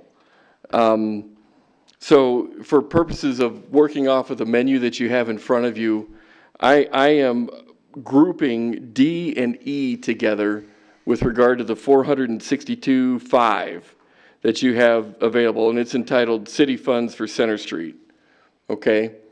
So that would be where I am proposing to spend in sections D and E for, to be maybe unnecessarily emphatic here. I hope to take the 150 off the table for you. And so let's work with that theory for now, okay? I am checking in section D as a recommendation for all of you for the Center Street portion only, okay? Items 1, 2, and 3. Now notice you have form liners on slope paving as that item. I'm not going to suggest form liners for. where are you, Carter? Are you on B, C, or D, or E? Which one are you actually on? I am proposing expenditures out of D and E. Right now, though, I'm suggesting items 1, 2, and 3 out of section D. Thank you. Now, you will not hear a suggestion for form liners on the interstate level of the project, okay? But I am suggesting, particularly when you look at some of the slides that Jared had available, when you look at some of the more profound form liners, not just flowers etched into concrete, but the more profound, heavy texture type things, like looking at, is it D3 there? That tends to have the effect of pulling you into the downtown. And so that's the only reason I'd really suggest something like that, because it really does do a drawing feature. And since it kind of bottlenecks into the underpass, that seemed to be appealing. The other side of it is, as it relates to the terracing and so forth, since we are going to have terracing on the interstates at all 3 interchanges that you'll see here in a minute, having one less terracing feature to maintain, particularly that close to downtown, also seems appealing. And so that's the only reason, and that's the only part that I'm recommending for form liners. And it would again be the more profound, heavy texture, not the slight flowering and weeds that you see in the other form liner models. So 1, 2, and 3, we're suggesting item number 8 for, in section D there. We're also suggesting, in section E, item 2, because I don't think you're going to want to go through all that work and not do these kinds of smaller pieces of the project and have it undone, basically. Item 6, and I'm also suggesting item 5 as well. So that would be, let's see, 1, 2, 3 in D, 8 in D, 2, 5, and 6 in E, section E. And those items equate to $460,000.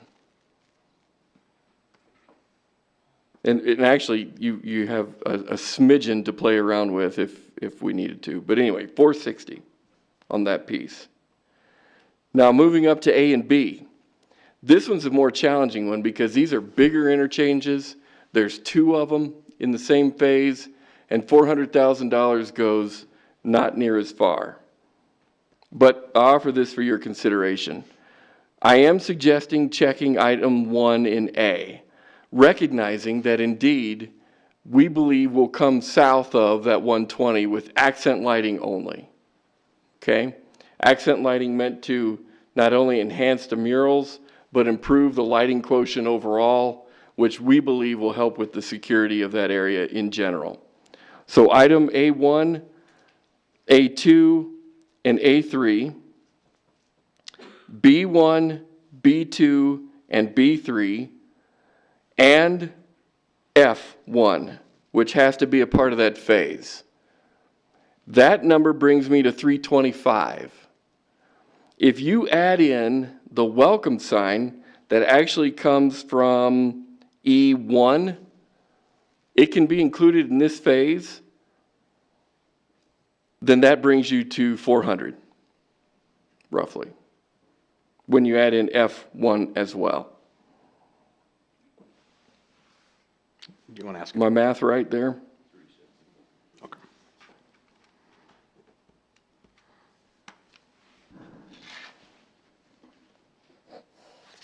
You finished, Mr. Manager? As for the second phase, which would be McKinley to Yellowstone, we're dealing with a lot less infrastructure, and of course 400 can go a little further. I would say items 1, 2, and 3 in section C are no-brainers, in my opinion, because it sounds to be consistent with what you guys are saying, at least from the terracing standpoint and so on. Again, remember, the lighting is a worst-case scenario because we do believe we can come down from that price of 120. Lighting, I think, is very critical for McKinley. It's pretty dark under there and right now, and I think that would be very helpful. However, I do believe that you can borrow against the dollars that might be left available at McKinley, the McKinley to Yellowstone phase. And so if there were other things you wanted to do in the first phase that weren't covered in the recommendations that we're offering here, then I'd be willing to go to bat to try to make that happen and borrow against those dollars to get other elements done that we couldn't get done because of the lack of funds available for the first phase. But with that, C1, 2, and 3, as near as I can tell, would be not to exceed 195 to 200,000. Okay. Jai, and then I'll get Bruce. Anybody else over here? No. Okay. Go ahead, Jai. Awesome, thank you. Thank you. That's really helpful. I think I'm a little confused on the lighting. So what would the difference be between the lighting we chose for Center Street versus the other Poplar Center, McKinley? Mr. Mayor, Councilwoman, I'm actually proposing the full lighting package for the Center Street underpass only. I'm proposing and suggesting just an accent lighting package for the Poplar Street and Center Street approaches, meant to sort of highlight the murals that would likely be there at some point in the future. So that's the difference from where at least I'm coming from. Okay, so the Center Street would have you could change the colors and make it thematic, all of that. Okay, that's what I thought made sense, so we're on the same page. Thanks. Bruce?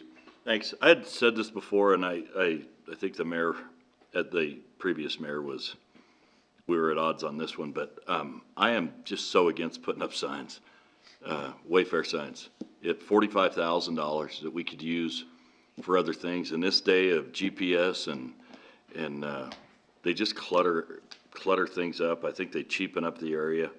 And I mean, I understand some people like them and they point out things, but you know, most people coming to Casper, Wyoming know what we have to offer. And there's, like I said, with GPS and everything else, I'd like to see that $45,000 be spent in a different way. It's just one man's opinion.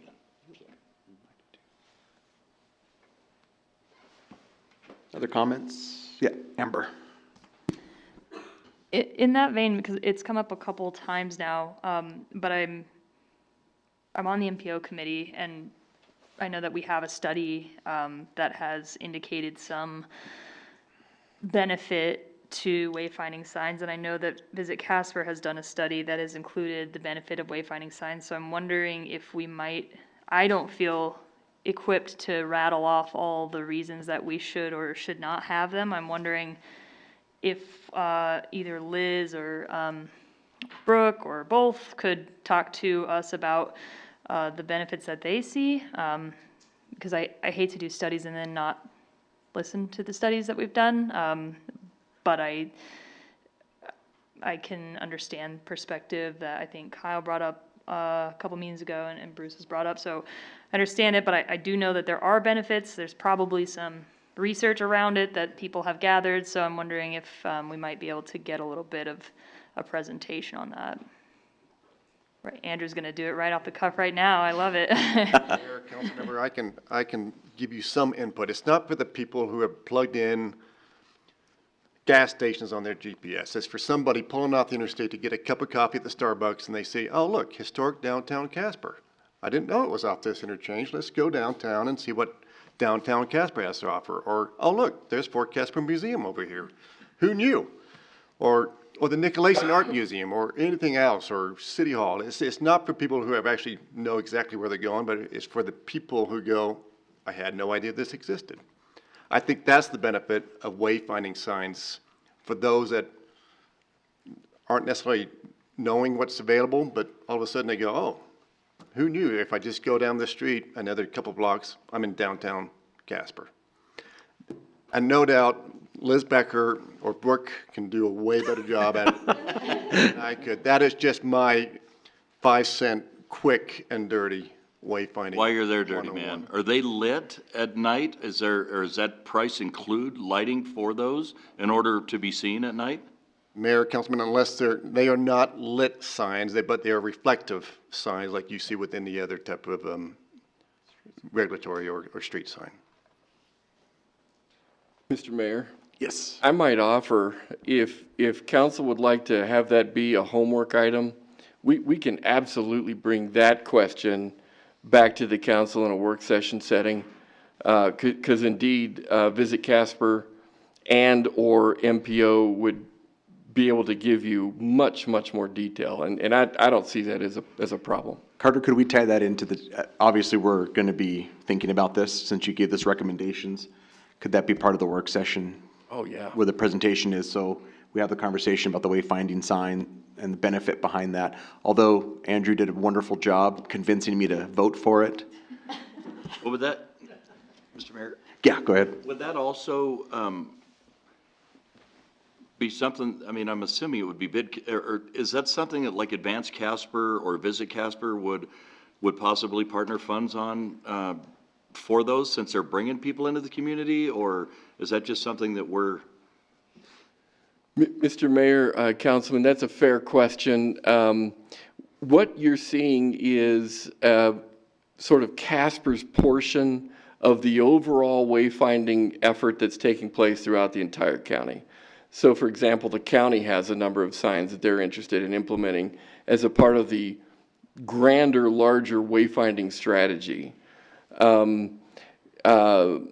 I have not posed a question as to whether or not Visit Casper would partner in some of that, but I'm very comfortable prepping them with that question so that when they come and visit with you all, they can have that answer ready to, and to what degree, if in fact it's a possibility. So, absolutely. One more point of clarification too, if I may, Mr. Mayor. That entry of E1 would not be considered a part of that program, a part of that countywide effort. That's just a welcome to downtown Casper sign that is unique from the wayfinding strategy, just to be really, really clear. Right. Thank you. So I guess to move forward in the direction we can give, so we heard the city staff's recommendation. So can we put this on a work session then, and then hear about wayfinding signage, and then go forward, so give council a little bit more time to maybe ask questions if they have to, and then we can move forward with that. Is council okay with that? Okay, great. Thank you. Thank you. Great. Thank you. Thanks, Jared, for all your work, and we appreciate it. Thank you, guys. Thanks, Andrew. All right, next item on the agenda is the take-home program.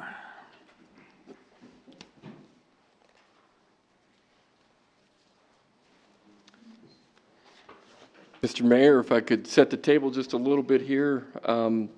This is a follow-up item to a request that council had pursuant to a fairly large request that we're going to be bringing forward for all of you to consider during the capital planning portion of the budget setting process, which actually kicks off on March 8th, coming up real soon. You will recall the very, very brief conversation that we had that probably stimulated this request, wherein you're anticipating a phased approach to sort of take care of the bubble purchase, if you will, of cars that we did back in 2012 and 2013, and hopefully mitigate that purchasing shock, if you will, that replacement shock over a period of time starting in FY23. Taylor and the chief here put together a really interesting presentation as it relates to the one-to-one car program that again was initiated back in 2012, 2013 timeframe. This is the program that enables our police officers to take home a car, to have a car basically assigned to them that they park in their driveways at home or park out on the street in front of their homes and so on, so that each shift they just jump in that car that's dedicated to them and bring it to work and go home and so on. That is their equipment, if you will. That's what the one-to-one program is about. Previously, as our vice mayor can attest, a car was assigned to basically 2 folks on a shift, or maybe even 3 folks, depending on how many shifts were around at the time. And those folks would share that vehicle, and they'd equip it every day, and unequip it every day, and then equip it again, and so on. And those cars were worn out by the time we got rid of them, and I would expect we were only able to keep them a period of 3 to 5 years, maybe.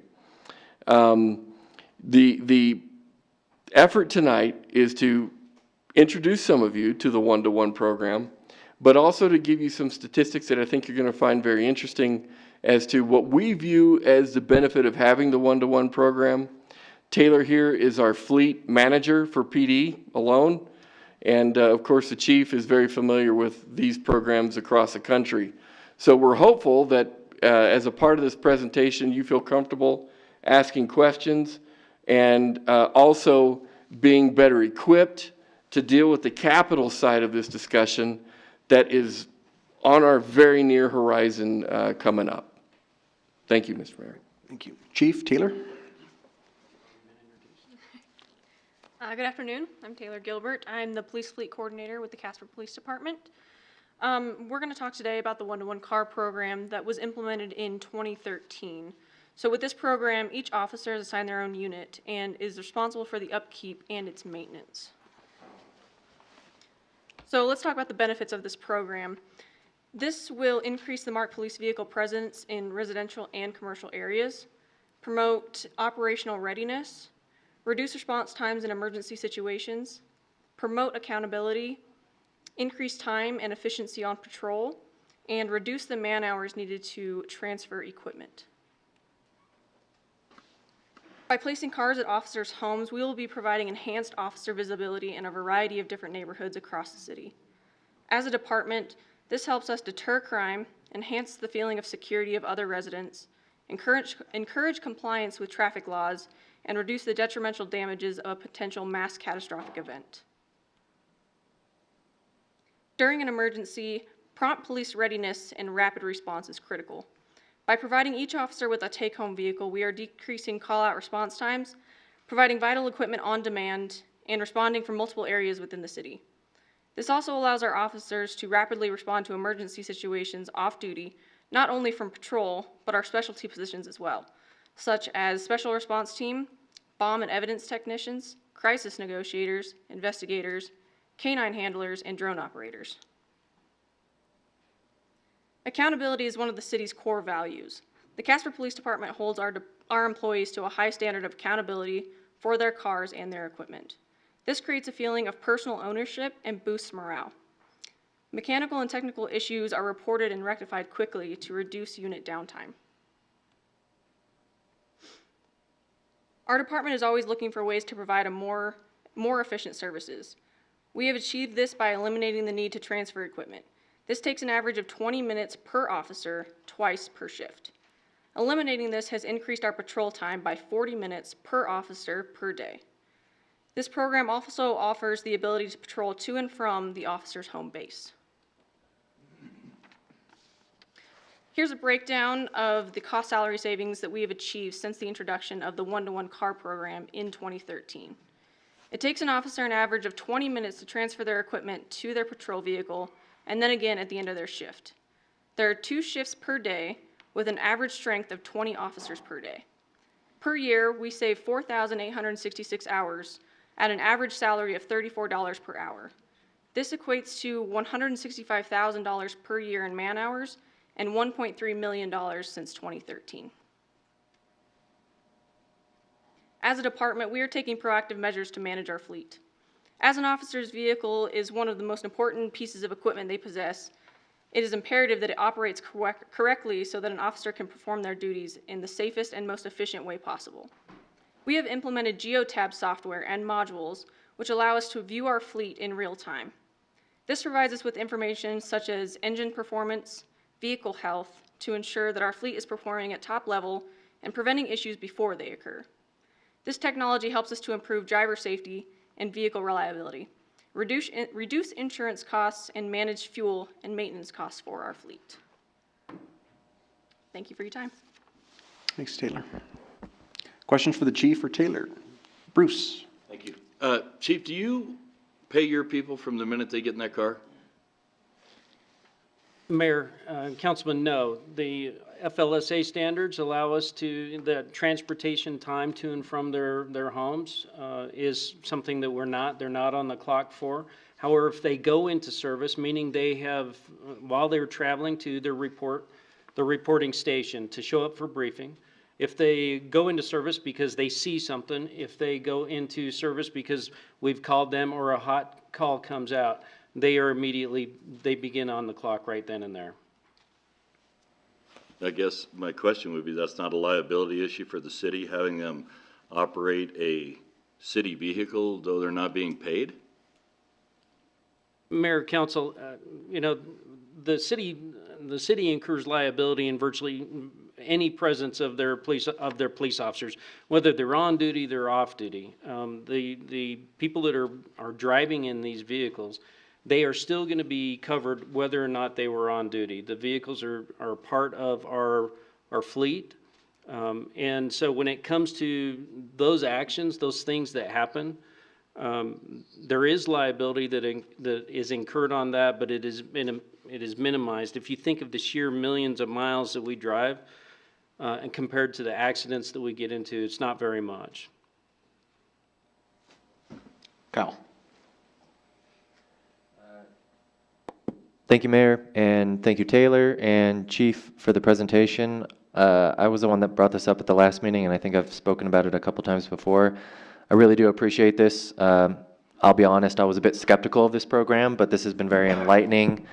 As someone who appreciates the data, I appreciate you crunching the numbers. Some of the important highlights for me was that the average lifespan is typically 3 years and replacement every 5 or 100,000 miles when shared. But since 2013, you still have 48 vehicles that are still on operation 9 years later. I don't remember if it was in this slide or if I'm pulling it elsewhere, but 1.4 million in savings.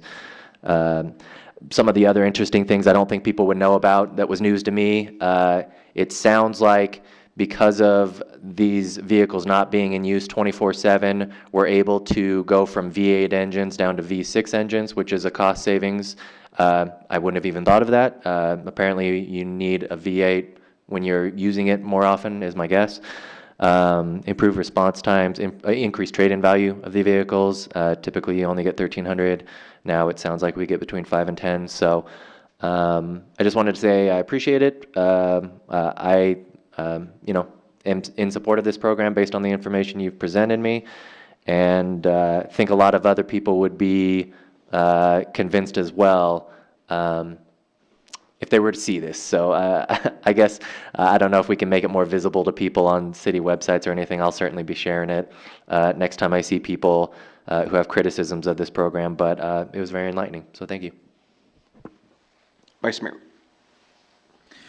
The only question I really have, Chief, is on this, are we rotating these out on a schedule, or are they gonna get rotated all out at one time?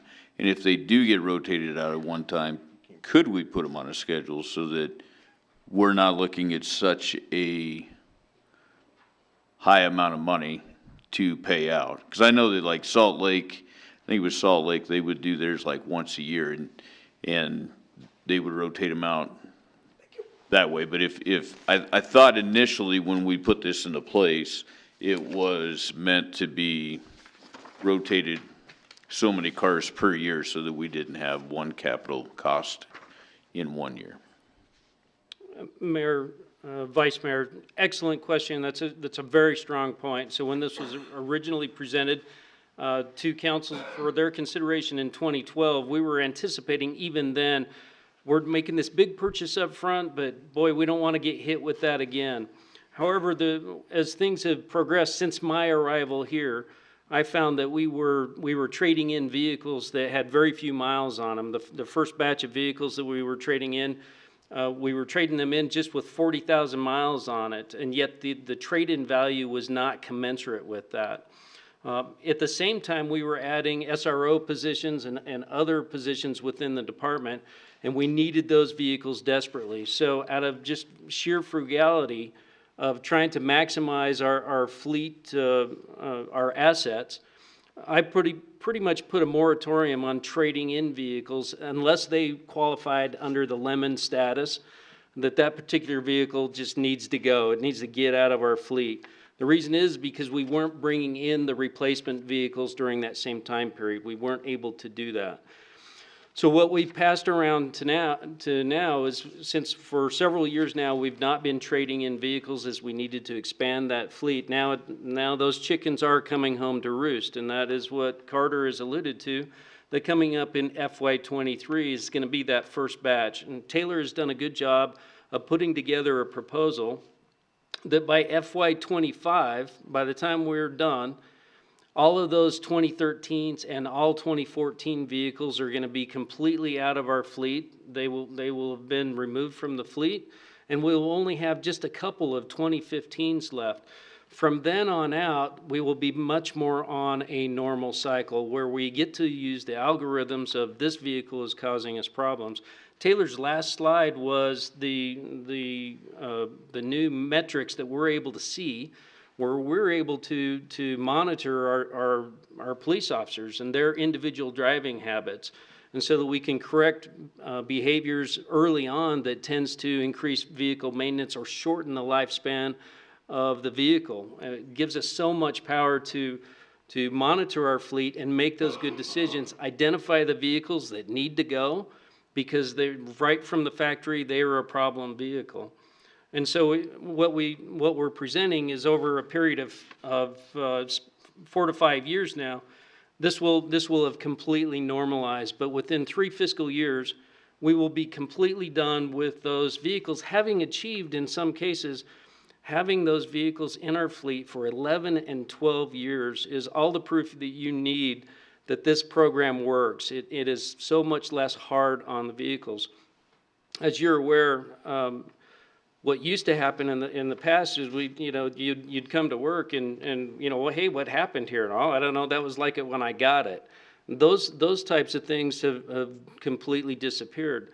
Back in those earlier days, it was very common for vehicles to just flat out break down, have to be towed from the roadway and towed back to the garage. And then the officer that was driving it and the officer coming on to replace him, they were out of a vehicle. But since implementing this program, all of those things have just kind of gone away. The reason is because during their off-duty hours, those vehicles are getting maintained by our extremely efficient garage. The staff is helping us out, and those things are working out. So I've tried as best as I can to address the fact that part of it was my decision. I have caused a decision because it was not cost efficient for us to be trading in those low mileage vehicles. And the factor, one of the overwhelming factors was that when we traded those out, the interior parts, the equipment, the expensive equipment that we put into them no longer fit in the new ones. And so we were having to trash all of that equipment. It was of no value to us, and having to replace it. And those were the costs I was trying to avoid. Amber and then Jai. Thank you. Chief, I have 2 questions. The first one, you're mentioning the benefit of these police vehicles lasting us longer, 9 years, 10 years, 11 years. But I also see in the report issues with compatibility of the equipment that goes inside the police vehicles. Do you foresee issues if you are retaining vehicles for that long with needing to update the equipment and finding compatibility issues with older models of vehicles? Mayor, Councilperson, great question. We are beholden a little bit to the companies from which we buy these vehicles. And so when they change them, we have to, that causes us to get new mounts for our computers. The camera may have to be relocated in somewhere else. The equipment that we have right now is very stable equipment. In other words, the laptops we have are very durable. The camera system is proven to be very successful. Those Geotab cameras that council authorized just a few years ago, those have proven to be very reliable. And so, yes, technology is going to change, but right now your police department is well situated with essentially state-of-the-art equipment. And so I'm not anticipating huge changes. I can't predict what, things are moving pretty fast in the world these days. I can't predict that they're going to last another 12 years, that the technology won't change, but the equipment that you have, these are well-equipped vehicles. The council has shown their support for the police department to equip them in the way that allows them to do their job effectively. And my second question is, so I'm trying to understand, and maybe I'm just reading the memo incorrectly, but if we're already operating this program, I'm trying to understand why we need to buy 42 vehicles right now if we're only going to be retiring 10, 12, 16 per year. Why not buy them as that swath of them is retired? Mayor, Councilperson, we're not advocating for buying 42 vehicles right now. You'll see that this first bite at the pie is roughly speaking 1/3 of that. And so, you know, we're scheduled for 20 police vehicles. There's also 3 that are related to our animal protection services, but there are 20 police vehicles. And that gets us that pretty good bite of this chunk of the 48 that are still out there running the streets today. And then follow that up every year. It gets a little less for those first 3 years. And you'll notice in that replacement plan, the years 4 and 5, it drops off the chart to something that's completely wholly manageable in just our normal dedicated funds from our 1 cent monies. Jack? Thank you. That is a perfect segue into my question. So I see the next 3 years being kind of that, you know, catching up period, if you will. So then, you know, year 26, 27, 28, there's 9 units, 6 units. Well, I'm doing my math incorrectly because I'm only counting the marked ones. But I guess is it safe then to make the assumption that that's kind of the pattern, like it's 5 to 10 cars per year, then after that would be the goal? Mayor, Councilwoman, you know, certainly we understand the financial difficulty we cause when we come to you and say, okay, we need 48 vehicles. That's a huge problem. And so we're dedicated to trying to mitigate that out. And so we think that we can. I wouldn't say that every year is going to be 4 and 5, because just there's upkeep that happens. And so some of the things that we're not in control of is, for example, just a few months ago when the dump truck T-boned our vehicle, a relatively brand new vehicle, and removed that from our fleet. When those things happen, we have to replace those. So we're a little bit dependent upon things that are outside of our control. Okay, thank you. Other question? Kyle? Thank you, Mayor. Chief, you mentioned 1 cent funding just now. This vehicle replacement program, can you speak to how reliant it is on 1 cent funding? Thank you. Mayor, Councilman, it's 100% reliant upon 1 cent funding. Thank you. Any other questions? Rick, can I make- Yeah, you bet. I just want to make a couple comments if I could, because I came from there, and I can tell you back in the day before we even had this one-on-one program, you know, you had maybe 10 cars at the most. And if one got in an accident, now you're down another one. There was no accountability from officer to officer. Officers would trash a car, blame it on the next guy, and there's just no accountability. So you drove around in cars that were always, you know, in disrepair, if you will. This brought accountability onto officers. When you take situations like you could have a hostage situation take place, and if you had guys that were on the SWAT team, they would have to go home, or they were at home, and they would grab their equipment, they would drive down here, they'd all meet. It would take like an hour, and it still might to this day, who knows, but it would take an hour, hour and a half to get the needed people to locations to take care of things, and a lot can happen in an hour. People could die in an hour. When you have one-on-one programs, the equipment is in the vehicles, they are ready to go, they get a call, they go directly to where they need to be, and time is cut down, lives are saved, period. The other thing is that part of this program was to have cars out being seen everywhere. And if anybody thinks that driving by a police car doesn't make you change your driving habits, I go back to Brian Platt, who was a police officer with us for years. And, you know, and Brian passed away, but he was our traffic guy. He was our traffic sergeant. And he used to notoriously take a patrol car and stick it over on Walcott by St. Anthony's School and put a dummy in it. And people would drive down the street and slam on the brakes every day, because they thought there was a police officer sitting there about to write them a ticket for coming down that hill so fast. It has an effect on people. There's a multitude of reasons why this is such a good plan. I'm 100% behind this. I don't think it should ever go away. I think this was very needed, and I could just go on and on about this. I mean, You know, you have officers that are assigned to cars, you know where your officers are at. If somebody gets in trouble, not only do you know where they get in trouble at, but you know who it is that needs assistance. So you could just go on and on about it, but I think this is a good program. It should never go away. I'm glad to see that we have a plan in place now to where it's gonna be so many per year, so it's not such a big hit. But if you look at the price tag on this, how many cars have we bought since we put this plan in place? How much does it really cost us as far as adding to that fleet? Not as much, I guarantee you, as it would cost before of getting vehicles up to 110,000 miles and go trade them in, and you get $800 for them to take off the price of the new car you're replacing it with. So I'm 100% behind keeping this and moving forward with it, and I think this is a good plan. Bruce. Thank you. I always like to address the naysayers, and everybody doesn't think our police force needs a car until they have an emergency and we can't get people to them.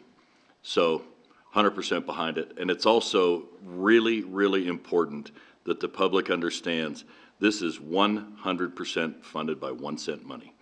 And when those 1 cent vote comes, they are so vitally important to our community, to our police department, because without that, trying to fund this with the general fund and still take care of the other services we provide would practically be an impossibility.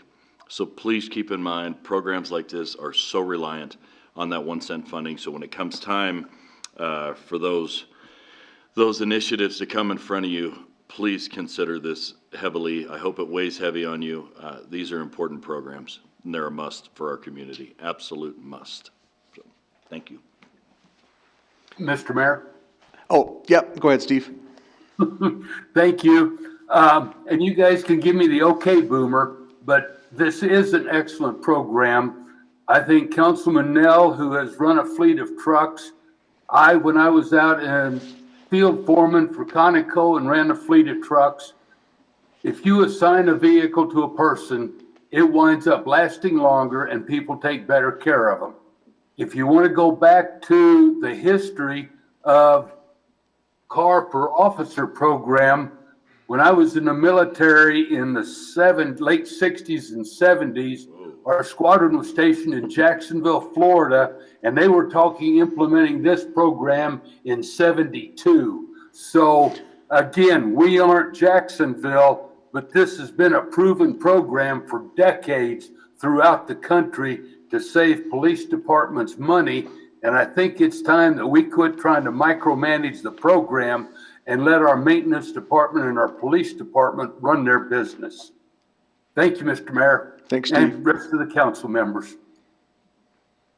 Any other questions for the chief or Taylor? So Carter, you need a thumbs up to move forward with anything, or is this just information? Mr. Mayor, this is really information. If there's other homework council would like to see, we'd certainly be happy to do that. But the real crux of your question will come when we go through the capital process as well as the budget adoption process. Great. Thank you.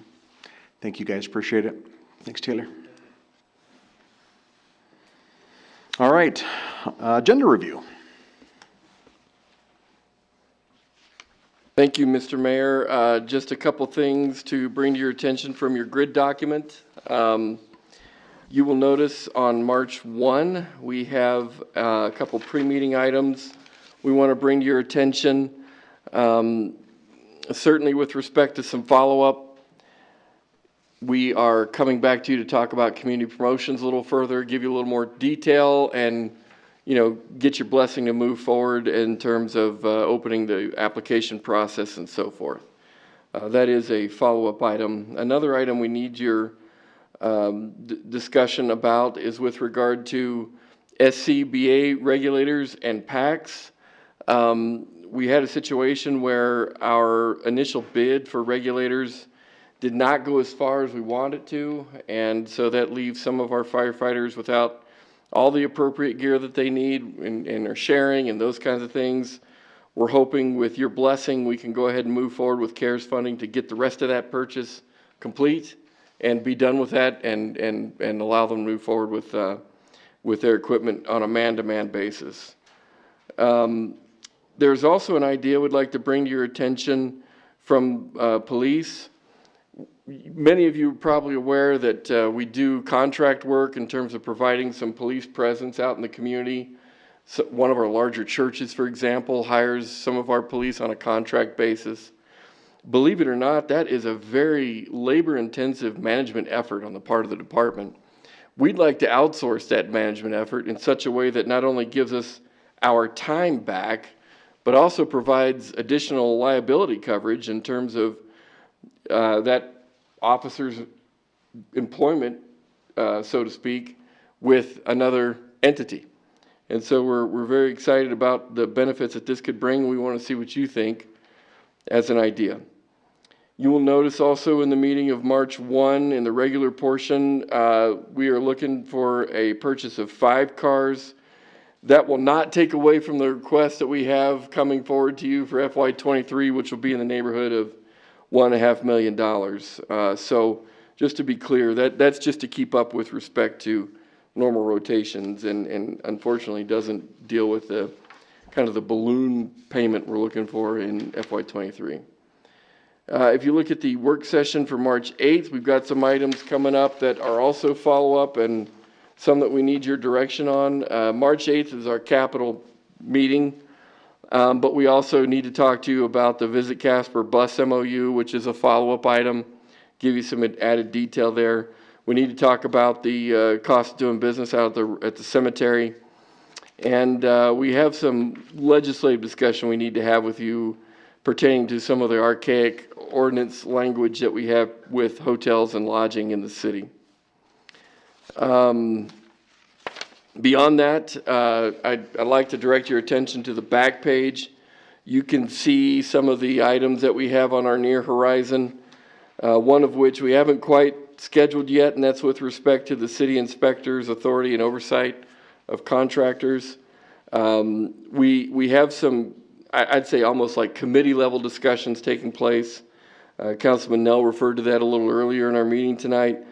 We don't have a date scheduled for that. I'd like to see that happen in March or April, but I'd sure like a lot of progress made at the committee level before we come to you with a proposal. And beyond that, Mr. Mayor, that was the agenda that I have for you tonight. Great. Any comments, agenda review, anything? Okay. Legislative review. I know WHAM is coming up.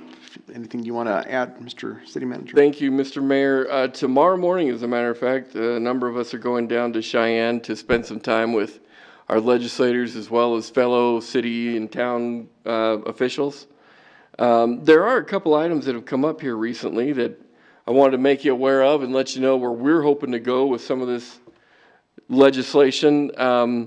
As is very, very typical for a legislative session, whether it's budget or not, we get legislation that's brought up on the fly, if you will, sort of unanticipated. And we've got a couple of those that are out there right now that we want to bring to your attention and make you aware of.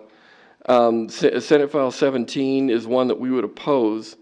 We view this as a preemptive bill on local authority as it relates to automated vehicles, particularly for a delivery service. There is a bill out there that says cities and towns should not be able to regulate on a local basis these automated delivery vehicles, the likes of which could be in the neighborhood of 500 pounds, move at a clip of about 20 miles per hour, probably at maximum speed, that they want to be able to deploy on city sidewalks and pathways and so forth.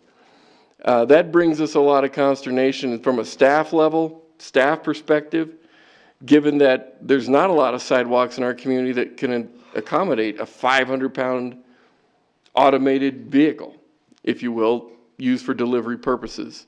And so we're hoping that if something like this passes, the local authority to regulate such a thing will remain intact. This bill intends to remove that ability, and therefore we would like to oppose that. Another piece of troubling legislation that's out there, or at least in terms of dialogue that's out there right now, is with regard to removing what I would call immunity, if you will, from police officers when it comes to acting in their best investigative abilities as possible, and seeing lawsuits come as a result of things that happen.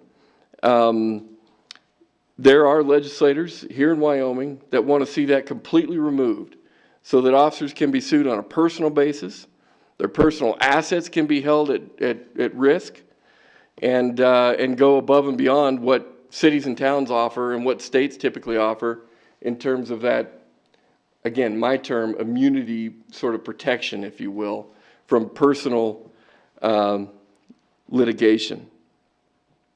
Senate File 102 is kind of the last bill out there that, in our estimation, doesn't go as far as removing that protection, but indeed,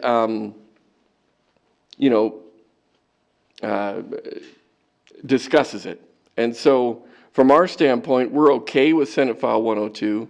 We are adamantly opposed to seeing police officers lose that protection.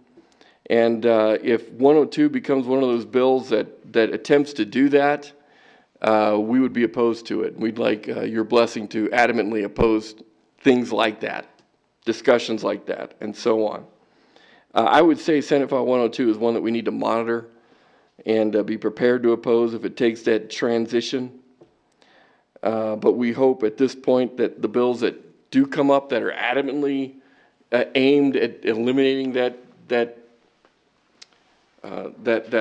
protection, we would want to adamantly oppose and fight against it. House Bill 51 is an interesting one. It is a bill that does not allow for mugshots to be released to the public as a part of the public record prior to conviction. From our standpoint, from the city and town standpoint, that does speak against, in our opinion, transparency with respect to those who are being, investigated for crime and potentially been arrested for crime and charged with crimes and so on.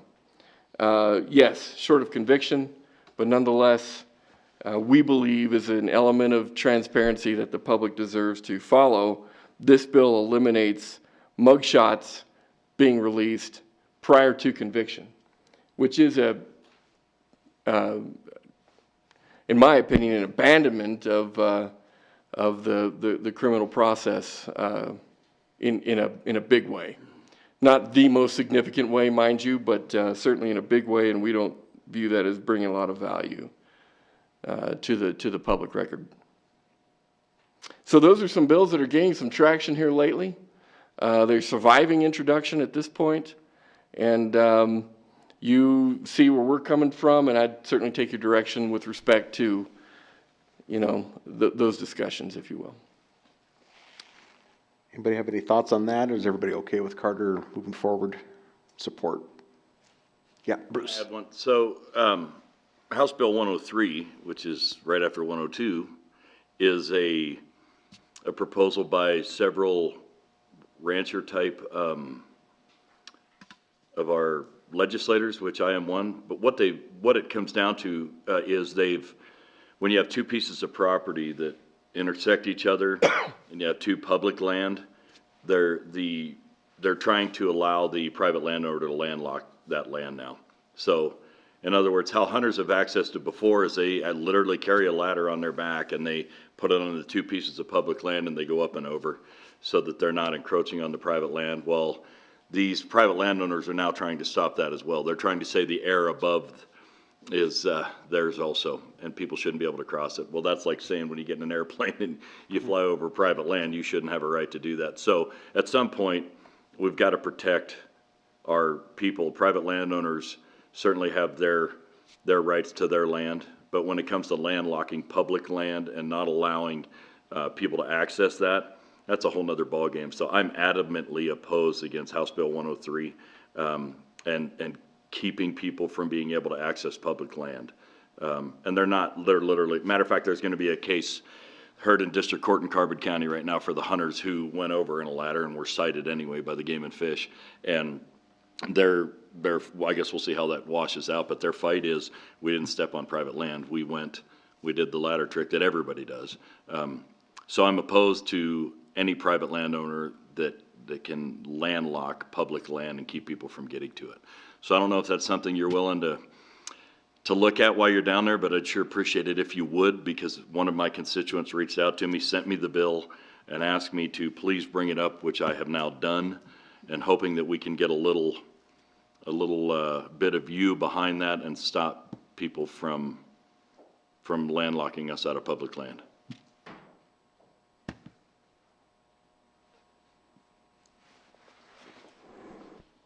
Go to Kyle. Thank you, Mayor. Carter, it sounds like a couple of those we're monitoring.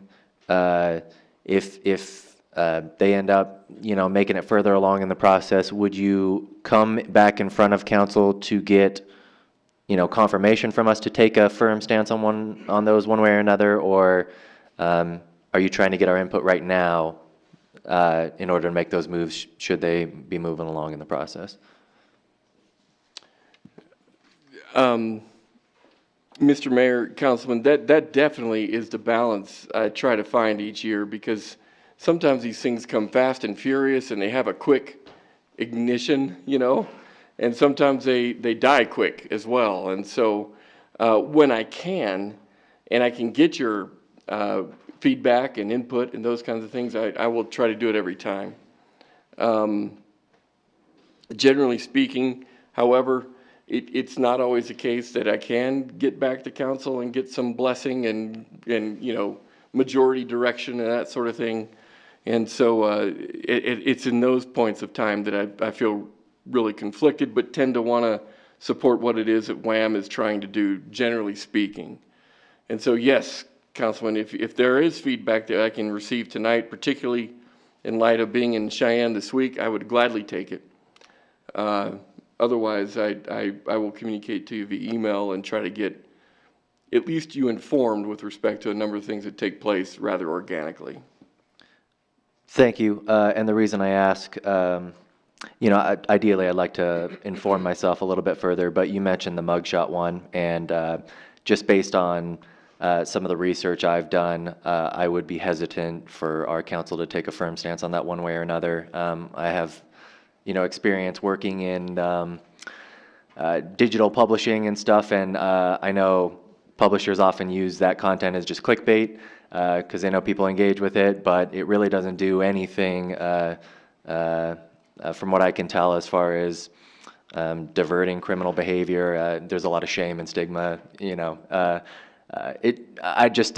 I'd be hesitant for us to take a firm stance on that without at least exploring it a little bit further, which is the only reason I ask. Thank you. Carter, do you want direction on some of those if a concern is brought up by one of the council members? Mr. Mayor? Yeah, go ahead, Steve. Back to the one on the police immunity. Basically, if you take away their immunity when they are doing within the bounds of their job and not breaking any other laws, but just because somebody is upset that, they don't like the fact that there was a search warrant and so they want to sue our police officer, all you're doing is driving good people out of the business, and we need good people in the police department. And I think we definitely ought to oppose the removal of those types of protections. Thanks, Steve. Amber. Carter, which bill it was Councilmember Cathy just referencing? House Bill 1 something? Mr. Mayor, there's actually been a number of bills, Councilmember, that have come and already died that were a lot more egregious as it relates to this topic. Senate File 102 is what's out there right now, and while it doesn't, delve into that as aggressively or troubling in a troubling way, we would like to monitor that so that indeed it doesn't transition into something of that nature that violates the principles Councilman Cathy was just talking about. Okay. Bruce? I do want to clarify, House Bill 103 is more of a county situation, not a city. It's more for landlocked public lands when it comes to private land abutting it. It's called the Corner Crossing Bill. So I guess I just brought it up more for the public because I told them I would. And secondly, to see if you had an opportunity to maybe pick a brain and find out why they're doing this, why you're down there, or any one of you council members that are going. It's certainly not something the city, I would think, would want to get behind simply because we're not landlocked within the city. But I was hoping that maybe one of you, or even you, Carter, could maybe do some inquiries to see, you know, what's going on there. So, because it takes away part of our liberties. Mr. Mayor, the answer is yes, we certainly can, but the good news is it sounds like that bill is already dead, so. Oh, fantastic. Yeah, it failed introduction, looks like, so while we certainly will inquire and look into that, you know, to see what the motivating matters are there, the initial concern has passed. That is apparently. fantastic. I was unaware, so. Yeah. Amber? Thank you. I did find the Senate File 102 that you're just talking about, and I think it wise to monitor this one carefully. I don't feel like this is a bill in good faith, so I think we should keep a close eye on that one.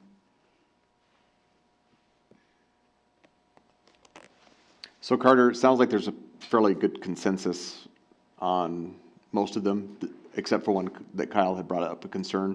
So I guess, what's that? I agree with him. Okay. So it sounds like so is there not a consensus on that one, would I say? I don't think I understand it well enough yet. Okay. Mr. Mayor, I'm happy to take a position of monitoring to see what it transitions into, or perfect. Chances are it'll die quickly as well, given that it's not a strong tie to budgetary issues. Right. Perfect. But we'll keep a monitor on it. Okay, great, thank you. Anything else? All right, thanks for the updates, Carter. Thank you, thank you. We'll do council around the table. We'll start with Amber.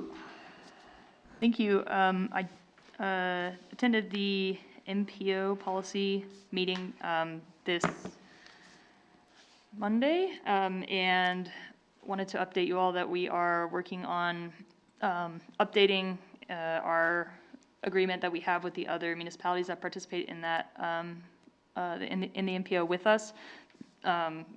Mostly just formality to make sure that it's up to date, but also doing a little bit of work to ensure that each municipality gets a turn in some sort of established sequence, so that there aren't certain municipalities being left out of the funding opportunities that the MPO has at their disposal. So, you know, for extended periods of time. So we're wanting to make sure that we have some sort of fair rotation going on. So we are working on that, and have, you know, that for those of you who aren't super familiar with that organization, it presents us a really nice opportunity to collaborate with other municipalities, and we've got some exciting prospects in the works in the spirit of that collaboration with some projects that we might be able to get done earlier than we potentially thought that we might be able to do. So really looking forward to some of that being formalized and being able to move ahead with some of that. And I will have to miss my EDJPB meeting this week because I will be in Cheyenne at WHAM. Bruce. Thanks, sir. A couple things. I did meet with the CEO of the hospital, as I promised those constituents I would. I met with them as a councilman, but not under the direction of the council, if you will.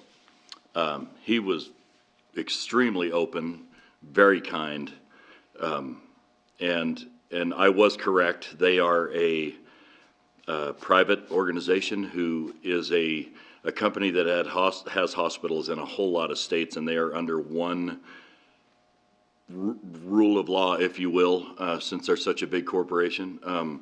He was able to share with me that in the next couple of weeks, due to the decline in COVID cases, that they will be relaxing, it looks like, their rules within the hospital. And so that should be a welcome to our community. I did want to understand what their protocols were, and I do now, because they're just too big of a company, and they're in cities that serve millions of people. And of course, their rules are going to be different, and unfortunately, they trickle down to our community. He did also share with me they have a lot of things that they're doing for the benefit of our community specifically. And he wrote me an email, and for the life of me, I can't find it to share the absolute specifics, but I know in the heart realm and in the, I can't even tell you what the other one is, but they're making huge advances in our community to be able to serve our customers here. And they also, you know, they're the #1 hospital or healthcare service provider in the state of Wyoming. We get them from all over. And so they're doing good things. I understand, you know, I'm as frustrated as some of the people are with their rules. But anyway, it was a great meeting with him, and I hope that we'll see some changes coming for our community for the better. On a completely different topic, but kind of the same, I just wanted to put it out there publicly. I kind of find it funny how the mask mandates are coming down and the vaccine mandates are coming down, and yet right around the corner is midterm elections. So if the Democrats think they're pulling something over most of us, it's not going to fly, because I totally get where they're coming from. They're after votes now, and I just find it odd that all of a sudden all the mandates are going away because everything's coming down. Well, it's not really coming down. The numbers haven't changed if you look at them. They're just, they're after votes now. So if you want to tell me it's not politically charged, I'll argue with you all day. And then lastly, I did get a message literally while we were sitting here about the event center telling me that we should sell the white elephant. Well, in my opinion, anything, any structure, any asset that brings us $25 million a year into this community for a simple $1 million subsidy is just such an absolute great thing for our community. So you'll never get me on board with wanting to get rid of something that brings such tremendous financial contributions to our city. That's all I have tonight, and thank you. Jai. I don't know how to follow that, Bruce. So I'm also going to WHAM tomorrow, and then I guess just kind of a lingering thought based on our conversation about the take-home program, which I think was really well articulated, and I'm also 100% behind. I'm curious if we've learned something about how we fund that program, and it sounds like we might anticipate kind of chunks of expenses, even if it is over the course of, you know, 3 or 4 years, just based on how we launched that program. And so I guess as we go into budget planning, that just might be something that we take into consideration, that there are kind of moments, you know, over a 10-year period of time where we have larger expenses. And so I'd love to see us thinking proactively about how we create space in the budget for that, since it is such obviously a good program for our department and for our community. So those are the thoughts that were running through my head, and I will pass it on now. Thanks. Sean. No, I'd rather go home. I'm good. Steve, Kathy, do you have anything? I skipped you by accident. Not a problem. I thought you'd probably heard enough from me. Hopefully I will be over COVID. That's why I'm not here tonight. If you hadn't heard, I tested positive over the weekend. So I am quarantining, and beyond that, I don't have anything further. And unfortunately, I won't be going to Cheyenne tomorrow. Well, take care of yourself and stay healthy, okay? I'm doing well. Much better than I was over the weekend. Good. Thanks, Steve. Thank you, gentlemen. Kyle. Thank you, Mayor. Just a couple things. Had a CHA, Casper Housing Authority Board meeting last week. They held their groundbreaking ceremony for the Liberty Square apartment complex a couple weekends ago. Wasn't able to attend, but glad they're finally getting started on that. They're expanding their presence across the state, and as always, they're just doing an amazing job tapping into federal resources to improve the housing conditions of Casper and its surrounding communities. So many props to Kim and her team over there. And then I also attended what I believe was the first Natrona County Outdoor Recreation Collaborative meeting, only partial. I didn't have the opportunity to stay the whole time, but for folks that are interested in or passionate about improving and expanding Natrona County's outdoor rec resources, I would encourage you to get connected to this group. It sounds like it's in coordination with Wyoming State Parks, and so I'm excited to see what comes out of it. And yeah, looking forward to joining my colleagues at the WHAM convention this week. So that's it. Thank you. Mr. Vice Mayor. The only thing I have is more in line of a question. I was contacted by the Gaslight Social, and they were inquiring as far as who they need to talk to for noise ordinance for June. They're going to have concerts again, so they want to get that done ahead of time and get those requests in.